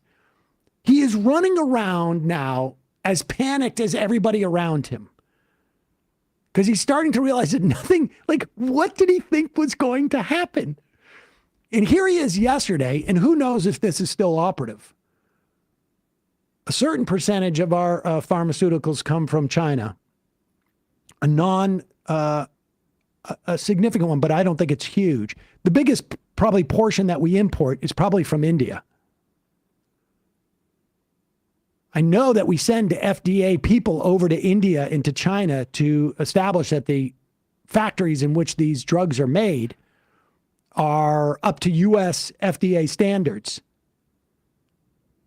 40% of drugs coming in to this country are wholly imported. 80% of our drugs contain some element that is imported. Here's Trump yesterday. Who knows if this is operative anymore, because half an hour ago, he basically said, I'm just raising stuff on China because people have been really respectful to me, except for China. And the drug companies listen to him. But we're going to do something that we have to do. We're going to tariff our pharmaceuticals. And once we do that, they're going to come rushing back into our country because we're the big market. The advantage we have over everybody is that we're the big market. So we're going to be announcing very shortly a major tariff on pharmaceuticals.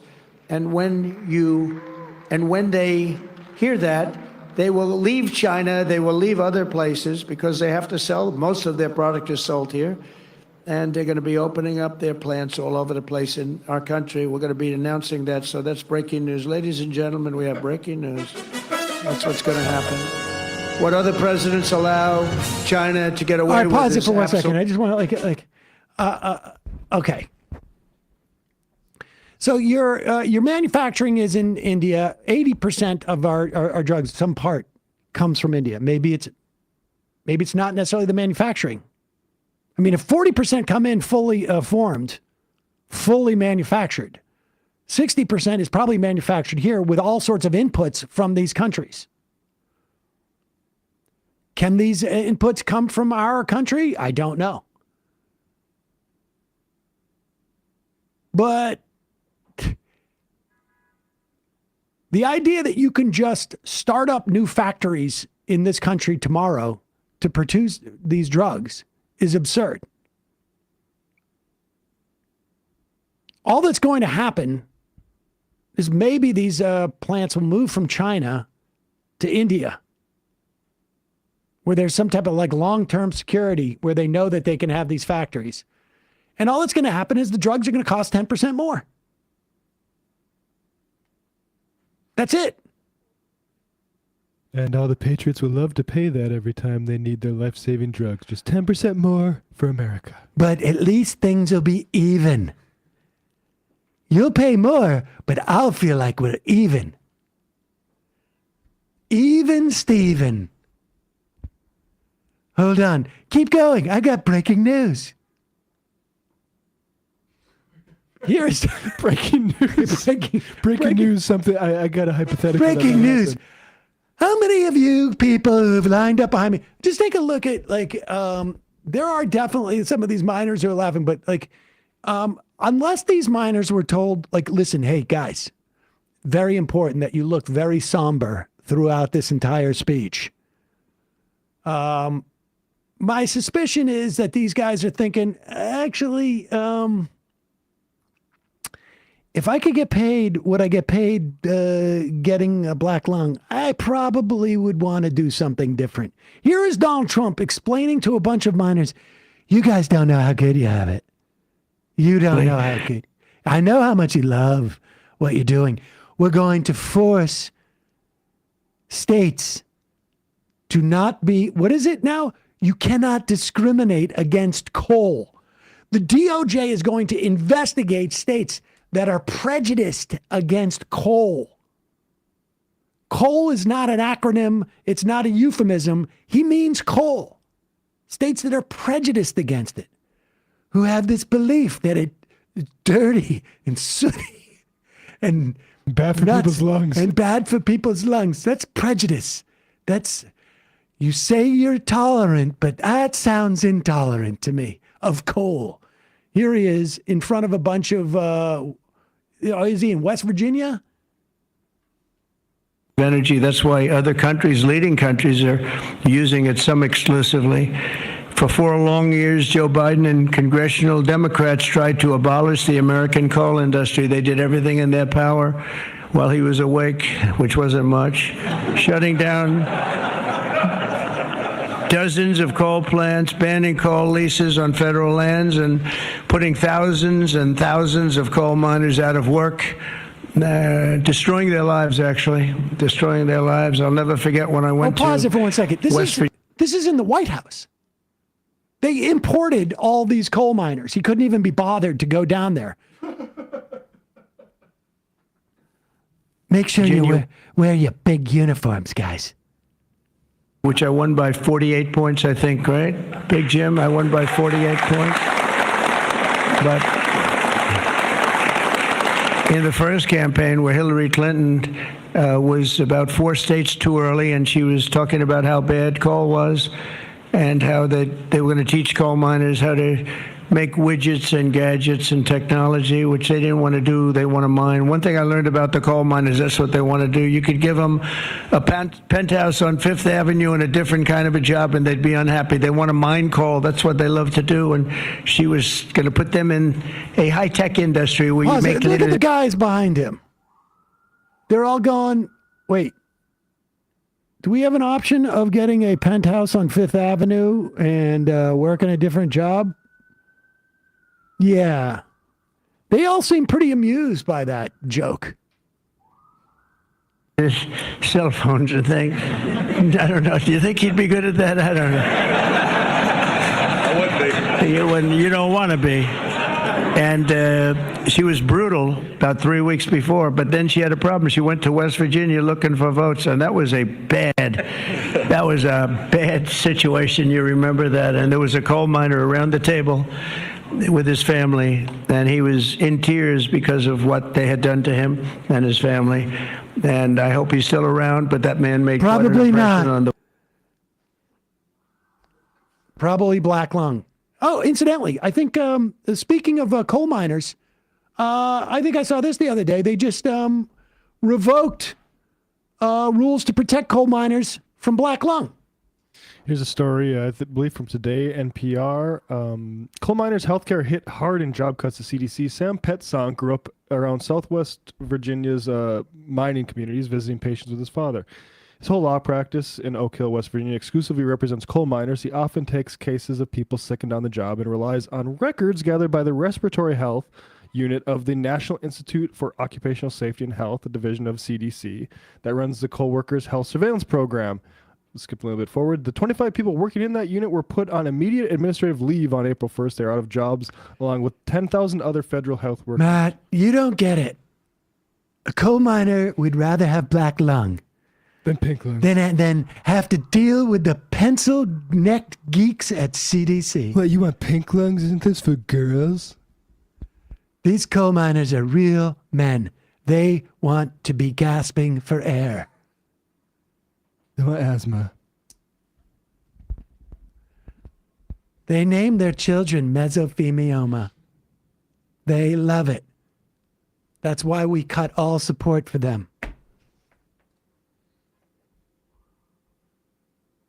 Unbelievable. I think a Green New Deal would have been better than... Oh, to work in with solar panels, Matt? Yeah. Some industry that's not doomed. But, what do I know? It's just amazing what they're attempting to do here. Here is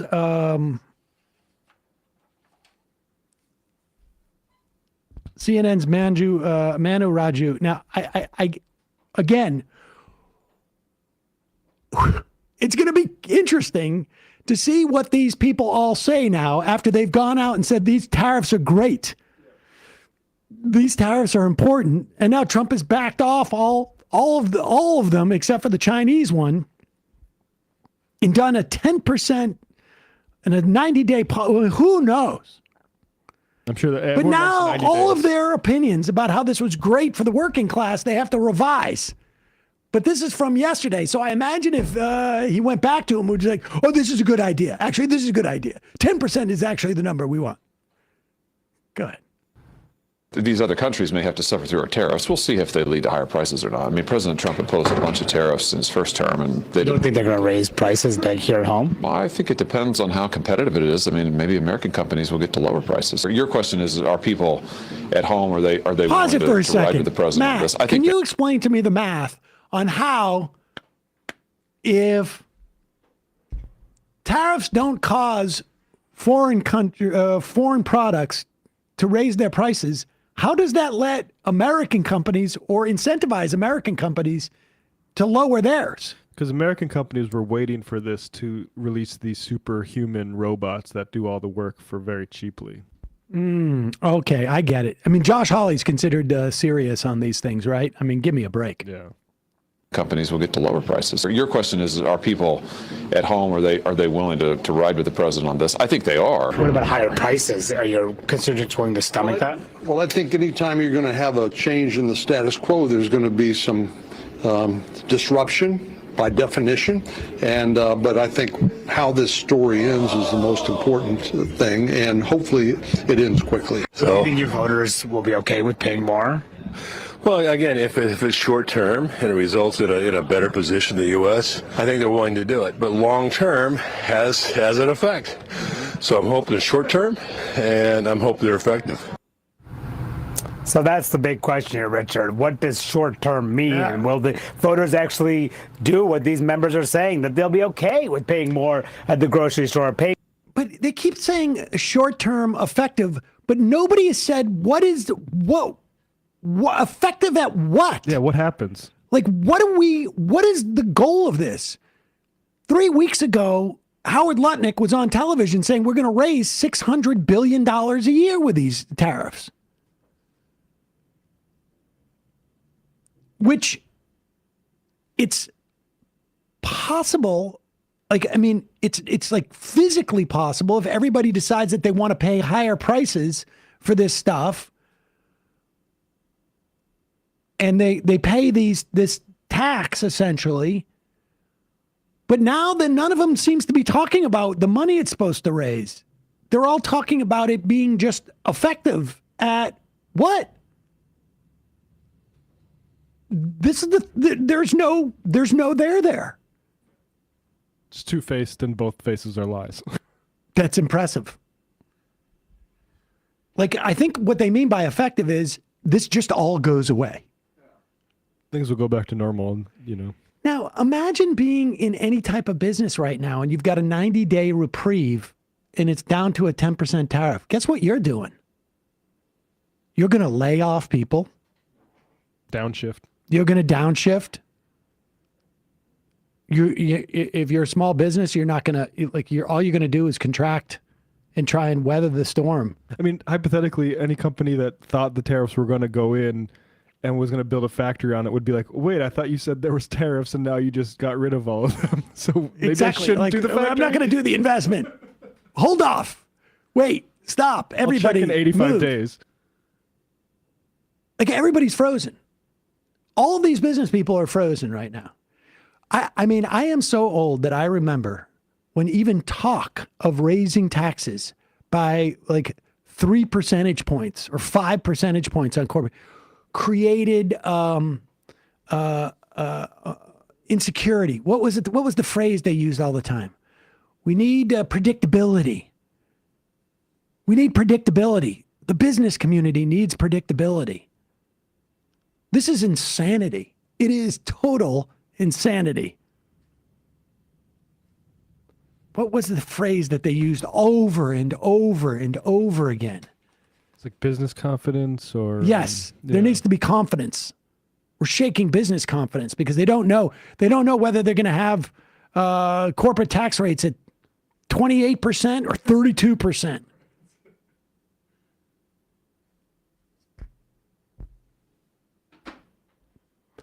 Jules, my great-grandfather died of black lung when my grandfather was 14. My great-grandmother had to raise 7 kids on the salary of a seamstress in the charity of the Catholic Church. Interesting how none of those kids wanted to be coal miners, and all those kids went to college and got jobs in offices. And well, they got woke. Yes, uncertainty.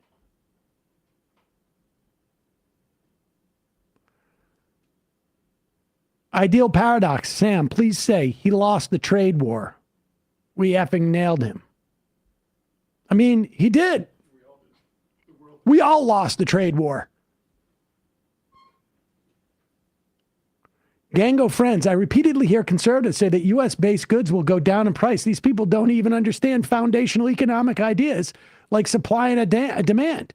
With tariffs, demand is going to skyrocket while supply goes down for American goods. This means skyrocketing prices.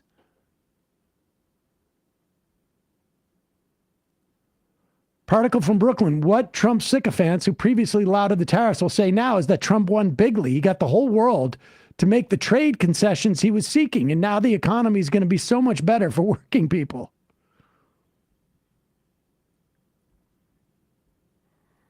Brennan from Missouri. DEI has gotten so powerful, we're even turning minors' lungs black.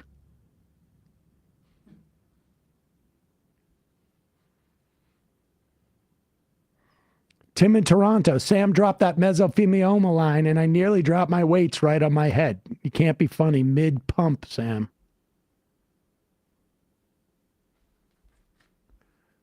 People must be going just absolute bat crap crazy now that he's reversed himself so quickly. It's like a COVID shock, but just every like 36 hours.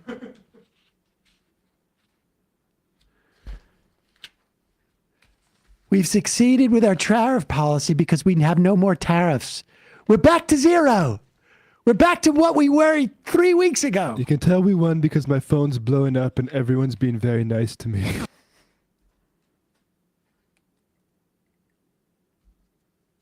Just amazing. Let's. I'm going to turn on the phones, folks. The. Oh, we got to turn that thing on, right?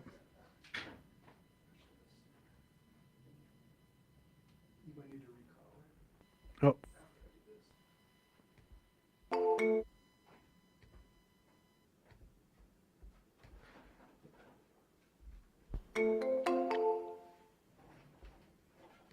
Number 646-257-3920, 646-257-3920 is the number. Do you remember the story about Elon Musk paying somebody to be good at video games on his behalf, like with his handle, so that he would appear to be a video game champ? I actually feel bad for Musk in this situation, and I'll tell you why. The 60-year-old Elon Musk playing video games and embarrassed. When my daughter was a kid, she didn't get into the middle school that she wanted to in New York City. It was very, very competitive. This is public schools. They've since changed it in District 15. And she was upset. All her friends were going to one school. She didn't go to that school. So she went home to get on Instagram, which was her escape. But of course, on Instagram, all her friends were posting how excited they were to go to the school that she didn't go to. And it was very difficult on her. So I can only imagine that Elon Musk, in trying to prove he was worthy in a in a game populated by teenagers, which is fine. I love games. He streamed Path of Exile 2.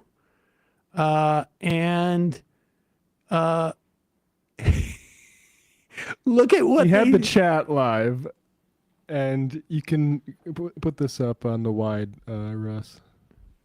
You can see some of the things being commented there. They are just relentless in, like, you ruined Twitter.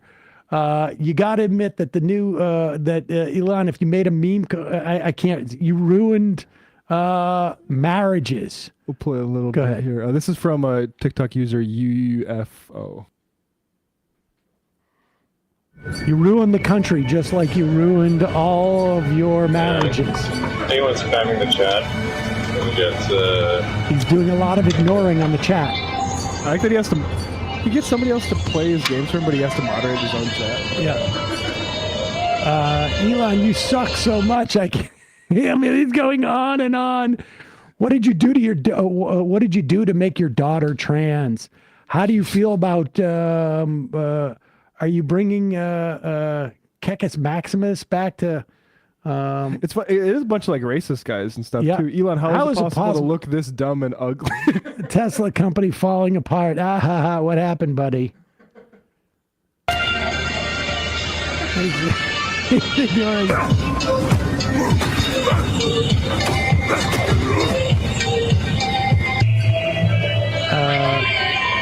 Elon, it's me, Ashley St. Clara. No other means. This is a copy and paste of one of his. Please pay your child support. Thank you. Oh my God. I have no other means of contact. It's even looking. You have no real friends and will die alone. Oh my God. Look, this cyberbullying has got to stop. Yep. Except for in his case. Until the result. Boy, oh boy. Calling from a 785 area code. Who's this? Where are you calling from? 785. Hi, this is Dakota from Kansas. Dakota from Kansas. What's on your mind? Sam, I've been wanting to talk to you about Social Security for a while. Okay. So a consideration that, like, I've been making, I've heard y'all talk about the actuarial tables and, like, how much a person can expect to get in, but, like, also been talking quite a bit about, like, the Republican plan to privatize it. So I'm just curious, like, how sturdy you think those systems are, and if there is, like, a Republican playbook for, like, how to privatize it, like, what does that actually mean for, like, the average worker? Well, I don't know what you mean by system sturdy. I mean, I do have some very big concerns about them trying to go in and in 6 months redo the sort of technical infrastructure of Social Security. Everything I've read suggests that the computer language that they use, while it's like a little clunky, it is rock solid. And so in that regard, I have some concerns. How would they privatize? I think like, is that like a 2025 thing? They've got, I don't know if there's, like, I haven't read the whole plan. Well, I mean, you can go back to the 1936 Republican platform and you will see essentially the long-term plan. It hasn't changed dramatically since then. They want to gut the system. But the big thing I think they would probably do is try and move it into the stock market. And the idea being is that there would be an ebb and flow at different times where it looks like there's more money in that fund than otherwise. It would be obviously largely unpredictable because the stock market is not that predictable. It is over the course of any given set of multiple decades, but people are retiring all the time. People are retiring this week. And if they were retiring this week or this month, their 401k has been devastated in many respects. So, like, this is, they would move it into the stock market largely. There's a huge, obviously, bonus for whoever the different funds that would manage this money, right? I mean, all the fees associated with it. That's probably the way that they would privatize. Okay. I appreciate you taking my call. Twitch chat said that they would blackball me if I didn't say poggers. Poggers, appreciate the call. Thank you. Calling for a 501 area code. Who's this? Where are you calling from? Hey, Sam. Hi, who's this? Where are you calling from?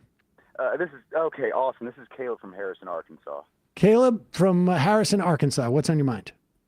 Well, real quick, first off, I wanted to get a joke in, but while it's still timely, we're talking about Elon Musk buying Twitter. We don't know what to call a tweet anymore. It just seems obvious to me. Now that it's called X, you call it excrete. Okay, excrete. Right? I like it. Yeah. An excretion. Yeah, exactly. Like Donald Trump was on the toilet excreting at 3:15 last night. Oh yes, believe me, I know what excretion. But go ahead. It's just a shame Emma wasn't here to appreciate it. I know. Yes, she loved I know, right? All right, but my main point, I called and left a message. I don't know how often you check your voicemails, but there is a bill being voted on actually in 15 minutes here in Arkansas. SB 290. It's about the watershed in the Buffalo River. We've already been through this whole thing. We spent $6.2 million to buy out the hog farm, to prevent them from being set up on the watershed of the Buffalo, and it's like Fern Gully 2. It's coming back. They're trying to lift the moratorium. and I've been trying to get a hold of people, tell them to call their congressman as fast as possible because it's going to be voted on very soon. They're state representatives, I would imagine. Yes? Yes. Okay. Yes. Yeah, absolutely. And it's, I mean, here in Arkansas, where I'm from, the affected area, there are people that are extremely poor. I grew up with kids that grew up in a dirt floor house. A couple of them lived in, literally one of them lived under a rock, and a couple of them lived in hollowed out buses. They have nothing there. So if you take away the Buffalo River, there's nothing left. There's no place to go to do anything, to leisure time. You're Anyway. All right, well, people call your Arkansas representatives, and what's the bill again? SB 290. Vote for or against SB 290? Against. Vote against SB 290.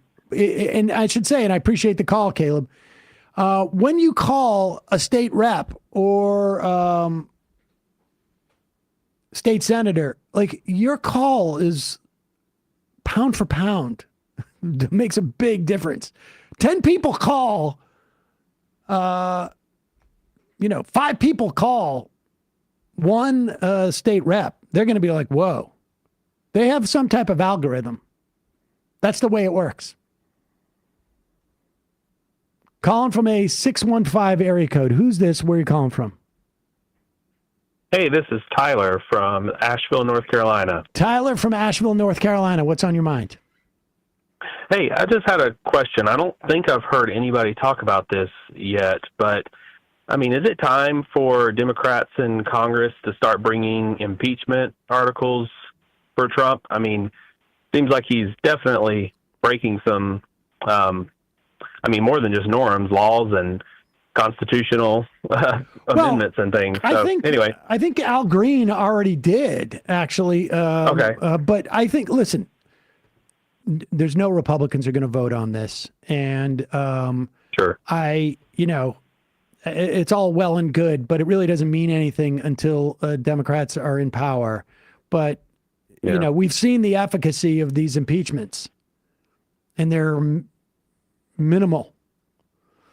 Good point. So politically, it's not going to do anything. I don't know. Did it do anything last time? Maybe it did last time, but I just don't think it's going to have the same impact this time around. Diminishing returns, and also didn't do that much to Bill Clinton, did it? Am I misremembering that? No, for Bill Clinton, it actually helped him. But that was also a function of what it was. Appreciate the call. Yeah, thanks. Thanks. Let's see if we can get one more call in. Yeah, we got time.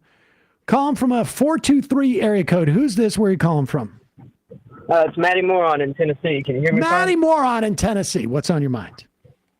Nothing. I've got two quick things. The first is a story I think should be on your radar. I can't believe you guys haven't covered it yet. Did y'all see the Vermont sheriff's deputy that hit and killed a cyclist while he was watching a Matt Walsh YouTube video on his dashboard display? No. I saw a tweet about that now you mention it. Yeah, you should consider covering that if you find the time. He was driving and watching a video at the same time? A cop was? Yeah, I don't know if it was on like the dashboard display or their little fucking cop computers they got that sit there, little laptops, but... Jeez. It was Trans Woman Confronting Matt Walsh Takes Unexpected Turn is the title of the video. Psychos. And then the other thing was just the point that you had raised in the Matt Duss interview, which is about Iran acquiring a nuclear deterrent. And it seems to me like there's absolutely no security guarantees that the United States could give them that they could trust at all. So I don't think there's really any way around that, and I don't know how they, as like rational state actors, don't acquire a nuke. I mean, I don't know either, to be honest with you. I mean, I think the only thing that they may be considering is that there would be enough European pushback that any type of like sort of serious attack on them by Israel and America, who it would come from, is just too high a hill for them to for Israel and America to do. But I mean, I get your skepticism.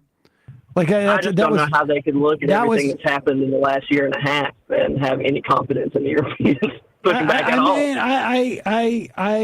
I agree. I agree. I mean, that was why I asked them the question. I'm like, you know, they for 20 years they have made the active choice not to get a weapon, and maybe they just think that that is the safest place for them to be.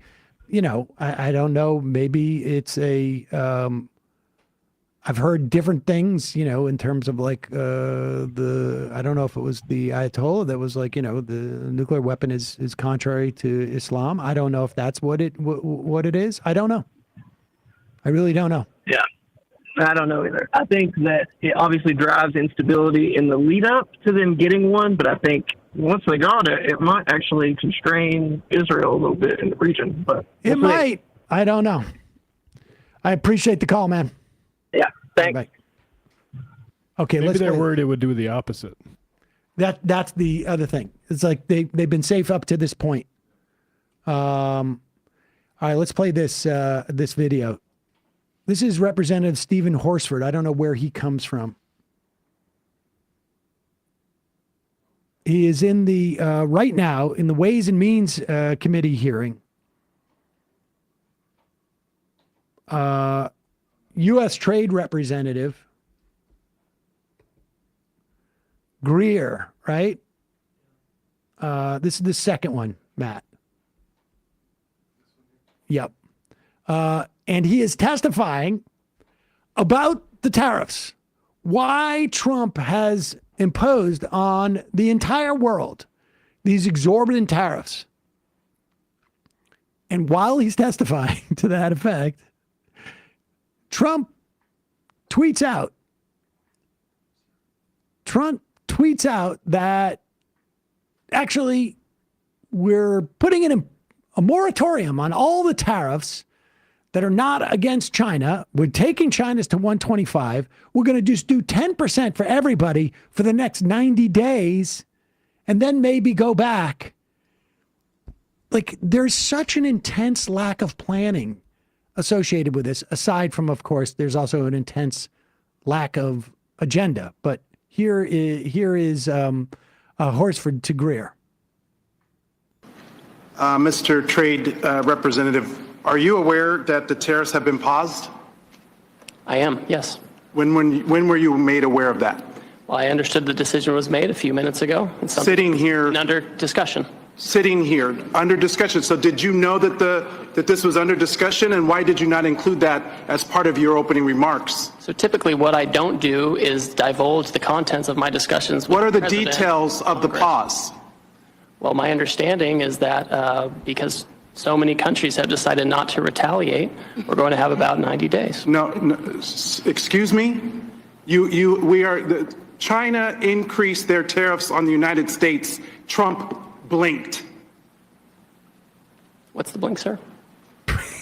What do you know about this pause? What are the details of it? Pause it for a second. Listen. The reason why we're not doing tariffs is because they didn't respond to the tariffs. So the reason why I'm not going to sanction you is because you didn't sanction us back. And so everything we just did was just to see. It was a test. It was a test. It was a test. It was like a test. Like when you're dating somebody. Do you want to see if this person really cares about you or not? So you pretend like it's your birthday and see if they bring you a present. And if they bring you a present, then you say, yes, good job, but it's not my birthday, so you don't have to give me that present. Go ahead. China increased their tariffs on the United States. Trump blinked. What's the blink, sir?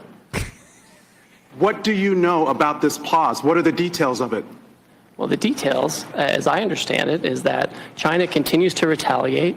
Other countries didn't retaliate. The president 2 or 3 days ago said we wanted to negotiate with those countries that asked for meetings. That's what we're doing. What are the We've had details? discussions. How long is the pause? How many days? How many weeks? I understand it's 90 days. I haven't spoken to the president since I've So been in the this trade hearing. representative hasn't spoken to the president of the United States about a global reordering of trade.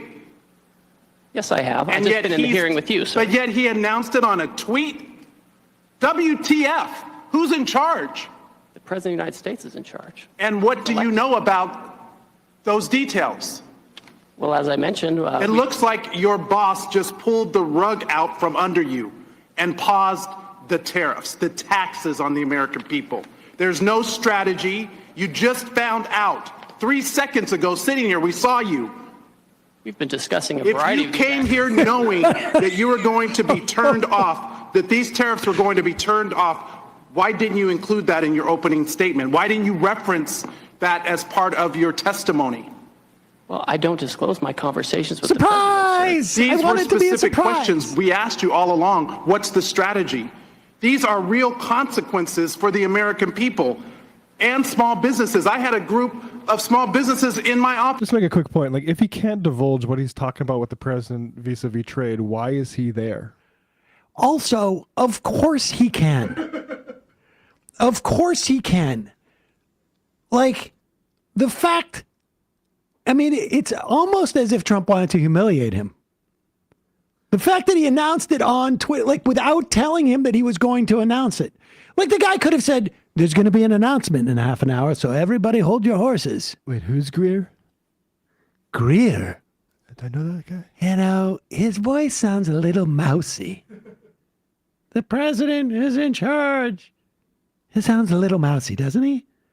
We need somebody bigger, somebody tougher, like a coal miner. But unfortunately, they don't want to have a better job. They don't want to work in an office. It's too bad, because a lot of those coal miners look like big, strong guys who could be a trade representative. But they love sucking in the coal, as I call it. That's what I call it, sucking in the coal. Happy birthday. Here's your mesothelioma. Go ahead. Office earlier today talking about the impacts of these tariffs on aluminum and steel. This is amateur hour, and it needs to stop. What does this even mean for your negotiating strategy? How are you in charge of negotiation if the president is tweeting about this from wherever the hell he is? The president was elected, and he runs the trade policy, and I advise him and execute his Who trade executes policy. the trade policy? I execute the trade Did you policy. know The president. that this was happening? We have been discussing all kinds of... And there's another member of the cabinet, Bessent, who just canceled coming to the Hill to avoid talking about the market because it's in turmoil. This in just days because there was no strategy. You know, strategy, smermashadity. You gotta be nimble. You gotta be quick on your feet. Strategy's right in my brain, okay? Did I tell you that my uncle went to MIT?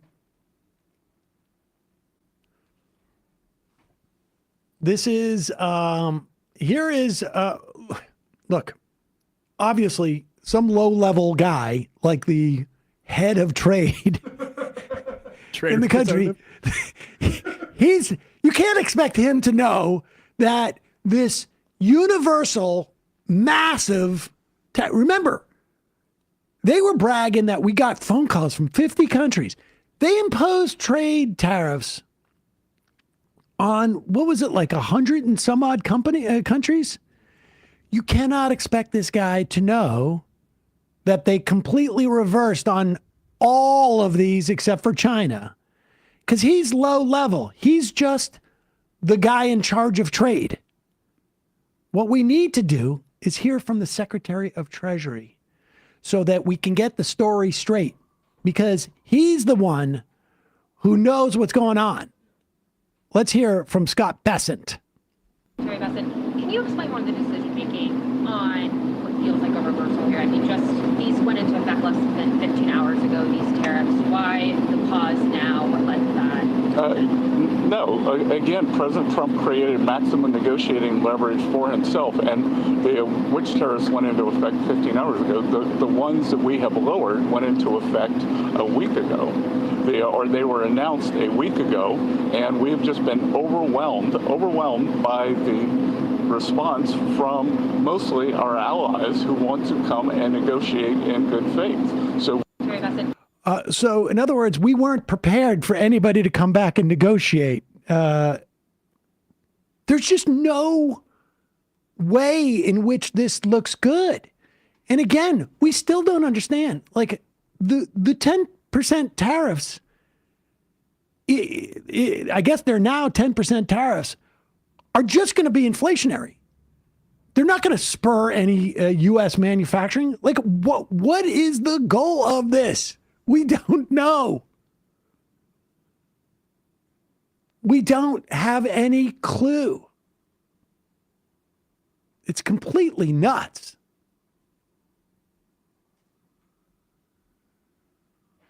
Here is, should we do this Bernie Sanders? Yeah, this is good. This is Bernie yesterday talking to Greer. I am not a great fan of unfettered free trade. I helped lead the effort when I was in the House against NAFTA and against permanent normal trade relations with China. I will never forget a visit that I made to the Macadillo area in Mexico, where I saw brand new factories and literally Mexican workers living in cardboard boxes. And the result, of course, was the loss of hundreds of thousands of jobs, good paying jobs in this country, transferring them to Mexico where people work for horrendous wages. That is the type of trade policy which I detest. But I want to move to an area to talk about the legal basis of what President Trump has done. President Trump said, Mr. Greer, that he had no choice in terms of Canada. And I live 50 miles away from the Canadian border.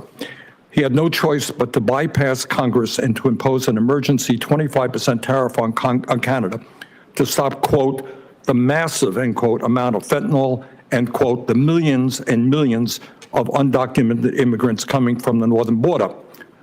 Unfortunately, that's a lie. The truth is that the U.S. Customs and Border Protection reported just 43 pounds of fentanyl was seized at the Canadian border last year, representing just 0.2% of the total. Now, we could agree that 1 pound of fentanyl is too much. But if 0.2% constitutes an emergency, my guess is illegal drugs are coming in from every country in the world. And that gives the President of the United States incredible power to determine tariffs. Further, he said he talked about millions and millions of undocumented immigrants coming from Canada. In fact, last year there were 24,000 people, not millions and millions. First question, really, we can argue about tariffs, but why does the president have to lie all of the time in order to make his point?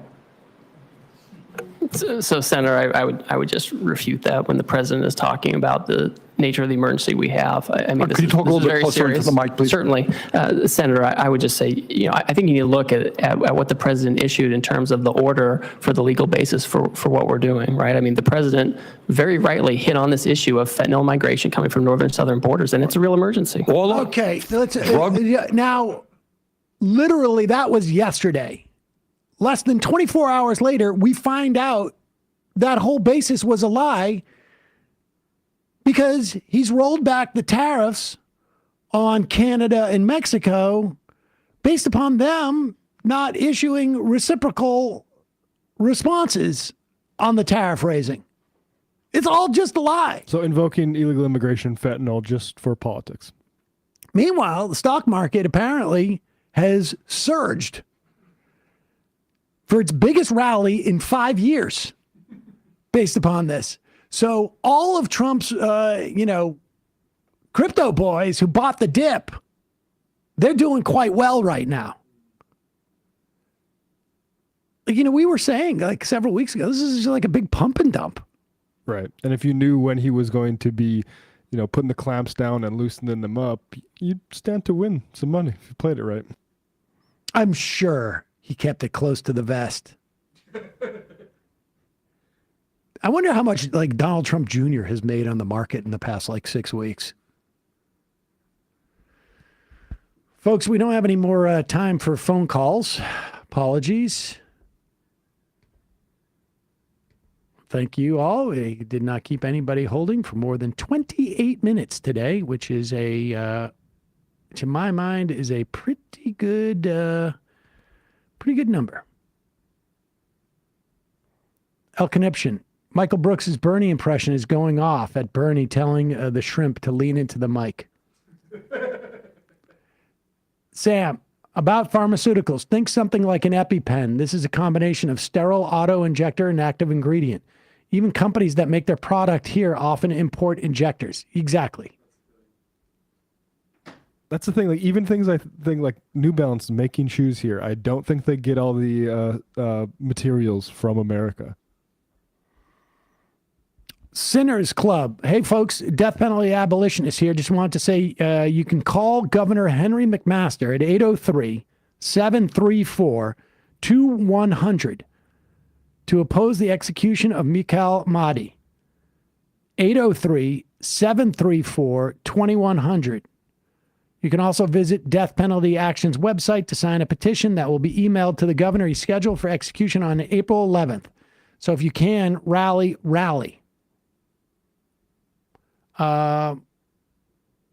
Let's put that in the podcast description.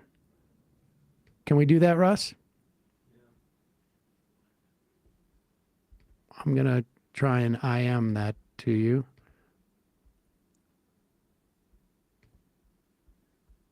But you can find that in the chat. But there it is for today. El Conniption. Did Brian Thompson write these new tariffs? I don't know. Michael, oh yeah. Oh, I got that already. Hopeful one. They say he paused the tariffs. Yep. Liz Cheney. Thompson was the United Healthcare CEO. Oh. I work for a plumbing supply company. Parts and supply prices went up by 2 to 5% after the Mexico and Canada tariffs. Now prices are going up 10 to 30%, and we're not going to be buying some items, at least for a while. Plumbing and air conditioning prices are rising sharply, and less people are going to be buying them. Conservatives will say he did it. He got concessions from the other countries. It's so dumb. Again, like that works for like a day, but when people realize like, oh, everything's more expensive now, and there's not a roaring manufacturing job economy that's coming, like, yeah, you know. I mean, look, again, there's going to be 45% of the people who vote for Donald Trump who are not going to care what the outcome of any of this is. They're going to buy into some narrative that this all worked out well. But there's nothing he can do to salvage how stupid this has all been.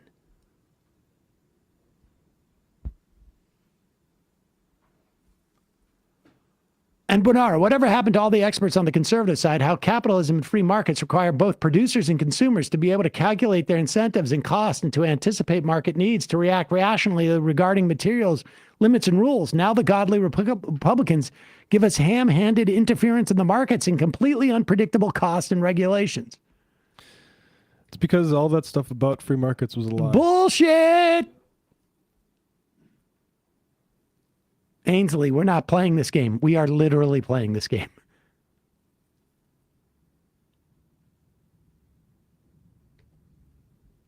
Logan Soy. Just logged on to the YouTube stream. Who's this guy Ian Vaush is pretending to be? I'm not sure I follow that. Oh, Duss.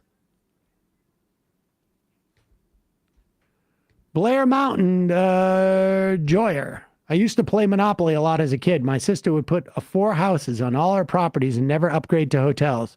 So eventually there would be no houses to buy. Without the houses, you can't upgrade to hotels. So if she got her monopolies first, she dominated the game. I'm not sure what the metaphor is here, but Dave Rubin's a fucking moron. All right, 10 more. That's smart about the houses. JJ, I hope all businesses going forward itemize on bills and receipts a line for tariffs to show people what's going on. I can say a company that I purchase from, Fabletics, puts a nice little tariff surcharge so you know exactly how much you're adding to your orders. Ericano, Yanis Varoufakis is a proponent of the crypto angle in regard to devaluation of the dollar. If the listener wants to flesh out his gummy time. Yeah, I wonder if we should have him on. He's got some sort of interesting takes on all of this. Teacher Dan, 20. Whoa, it was silent for a second. So you think there'll be some strategic martial law declarations for midterms after Republicans decide Soros was paid enough of those embarrassing protests? Listen, I can't predict even 6 weeks out from now. I really can't.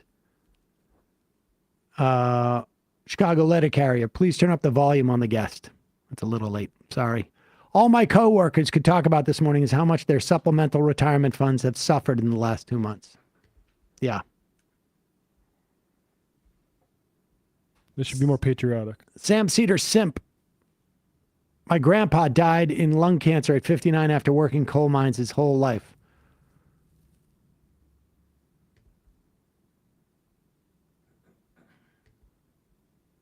How much more we got? 6. Let's go. Adam, why don't you bring on Alex Preen anymore? I like his takes. He seemed to be like a good journalist. Yeah, I got to look at. I'm not sure what Alex is doing these days. Majid, bring back RoboCop. Who's that? PCT Joe, at least we finally know when Trump thinks America was great. Early 30s. I mean, he pegs it from the 1870s, which is about the start of the end of Reconstruction. Shame for that News Nation guest that the U.S. doesn't have any way to compel the wealthy to contribute more money to the federal government unless, oh yeah. Kowalski from Nebraska. Even though we're going to lose beef and pork experts, we expect the price of beef and pork in the United States, which should be an oversaturated market, to still increase in price because distributors are monopolies and maintain their incomes with the loss of international trade. They'll just simply raise the prices domestically. This is all inflationary. Sam, if we devalue the dollar, that helps exports, but it makes imports more expensive because our purchasing power goes down. Astroki. Today, Jared Isaacman was confirmed as head of NASA. There is a huge problem in astronomy and academia itself that's bottlenecked by the budget cuts. In addition to surveilling our social media, our communications via text message, or Slack, and the erasure of women and people of color from the agency's websites. They made us throw away all pride stickers printed for the Roman mission and required us to take down any posters or memorabilia that shows a rainbow or features a woman. They've also canceled permanent positions that were open for postdocs. There's already a 10% chance of staying in astronomy post-PhD, and now they're making it impossible for the young and new generation to lead the future of astronomy and space sciences. I am one of those astronomers who's about to have 0 options to continue in science. I'm so sorry. Horrible. All right, 3 more. Rob from Minneapolis. I thought most of our pharmaceuticals were made in Puerto Rico. Where do foreign tariffs come into play here? The majority might be, but we gave you those numbers. Sith Bunny 36. What happened to Bradley? Bradley has moved on. Russ is here now. Labor Lover 420. Market stability membership.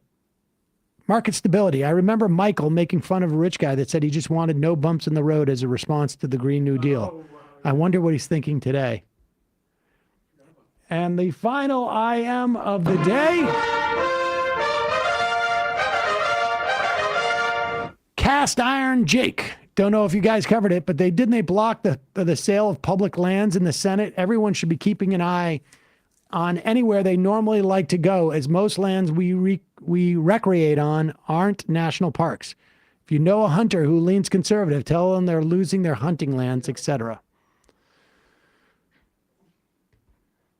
All right, folks. Matt, Russ, great job today. Emma will be here tomorrow. Folks, we'll see you then.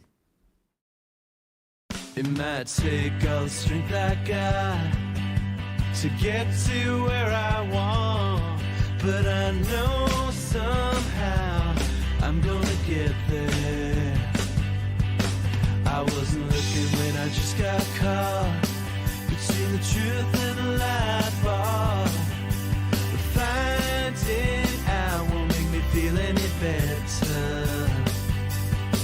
Yeah, I know the clock is ticking, but the meds are gonna kick in, and my pilot light shining bright. I guess somewhere the choice was made for the option where you don't get paid, for the road that bends before it finally breaks you.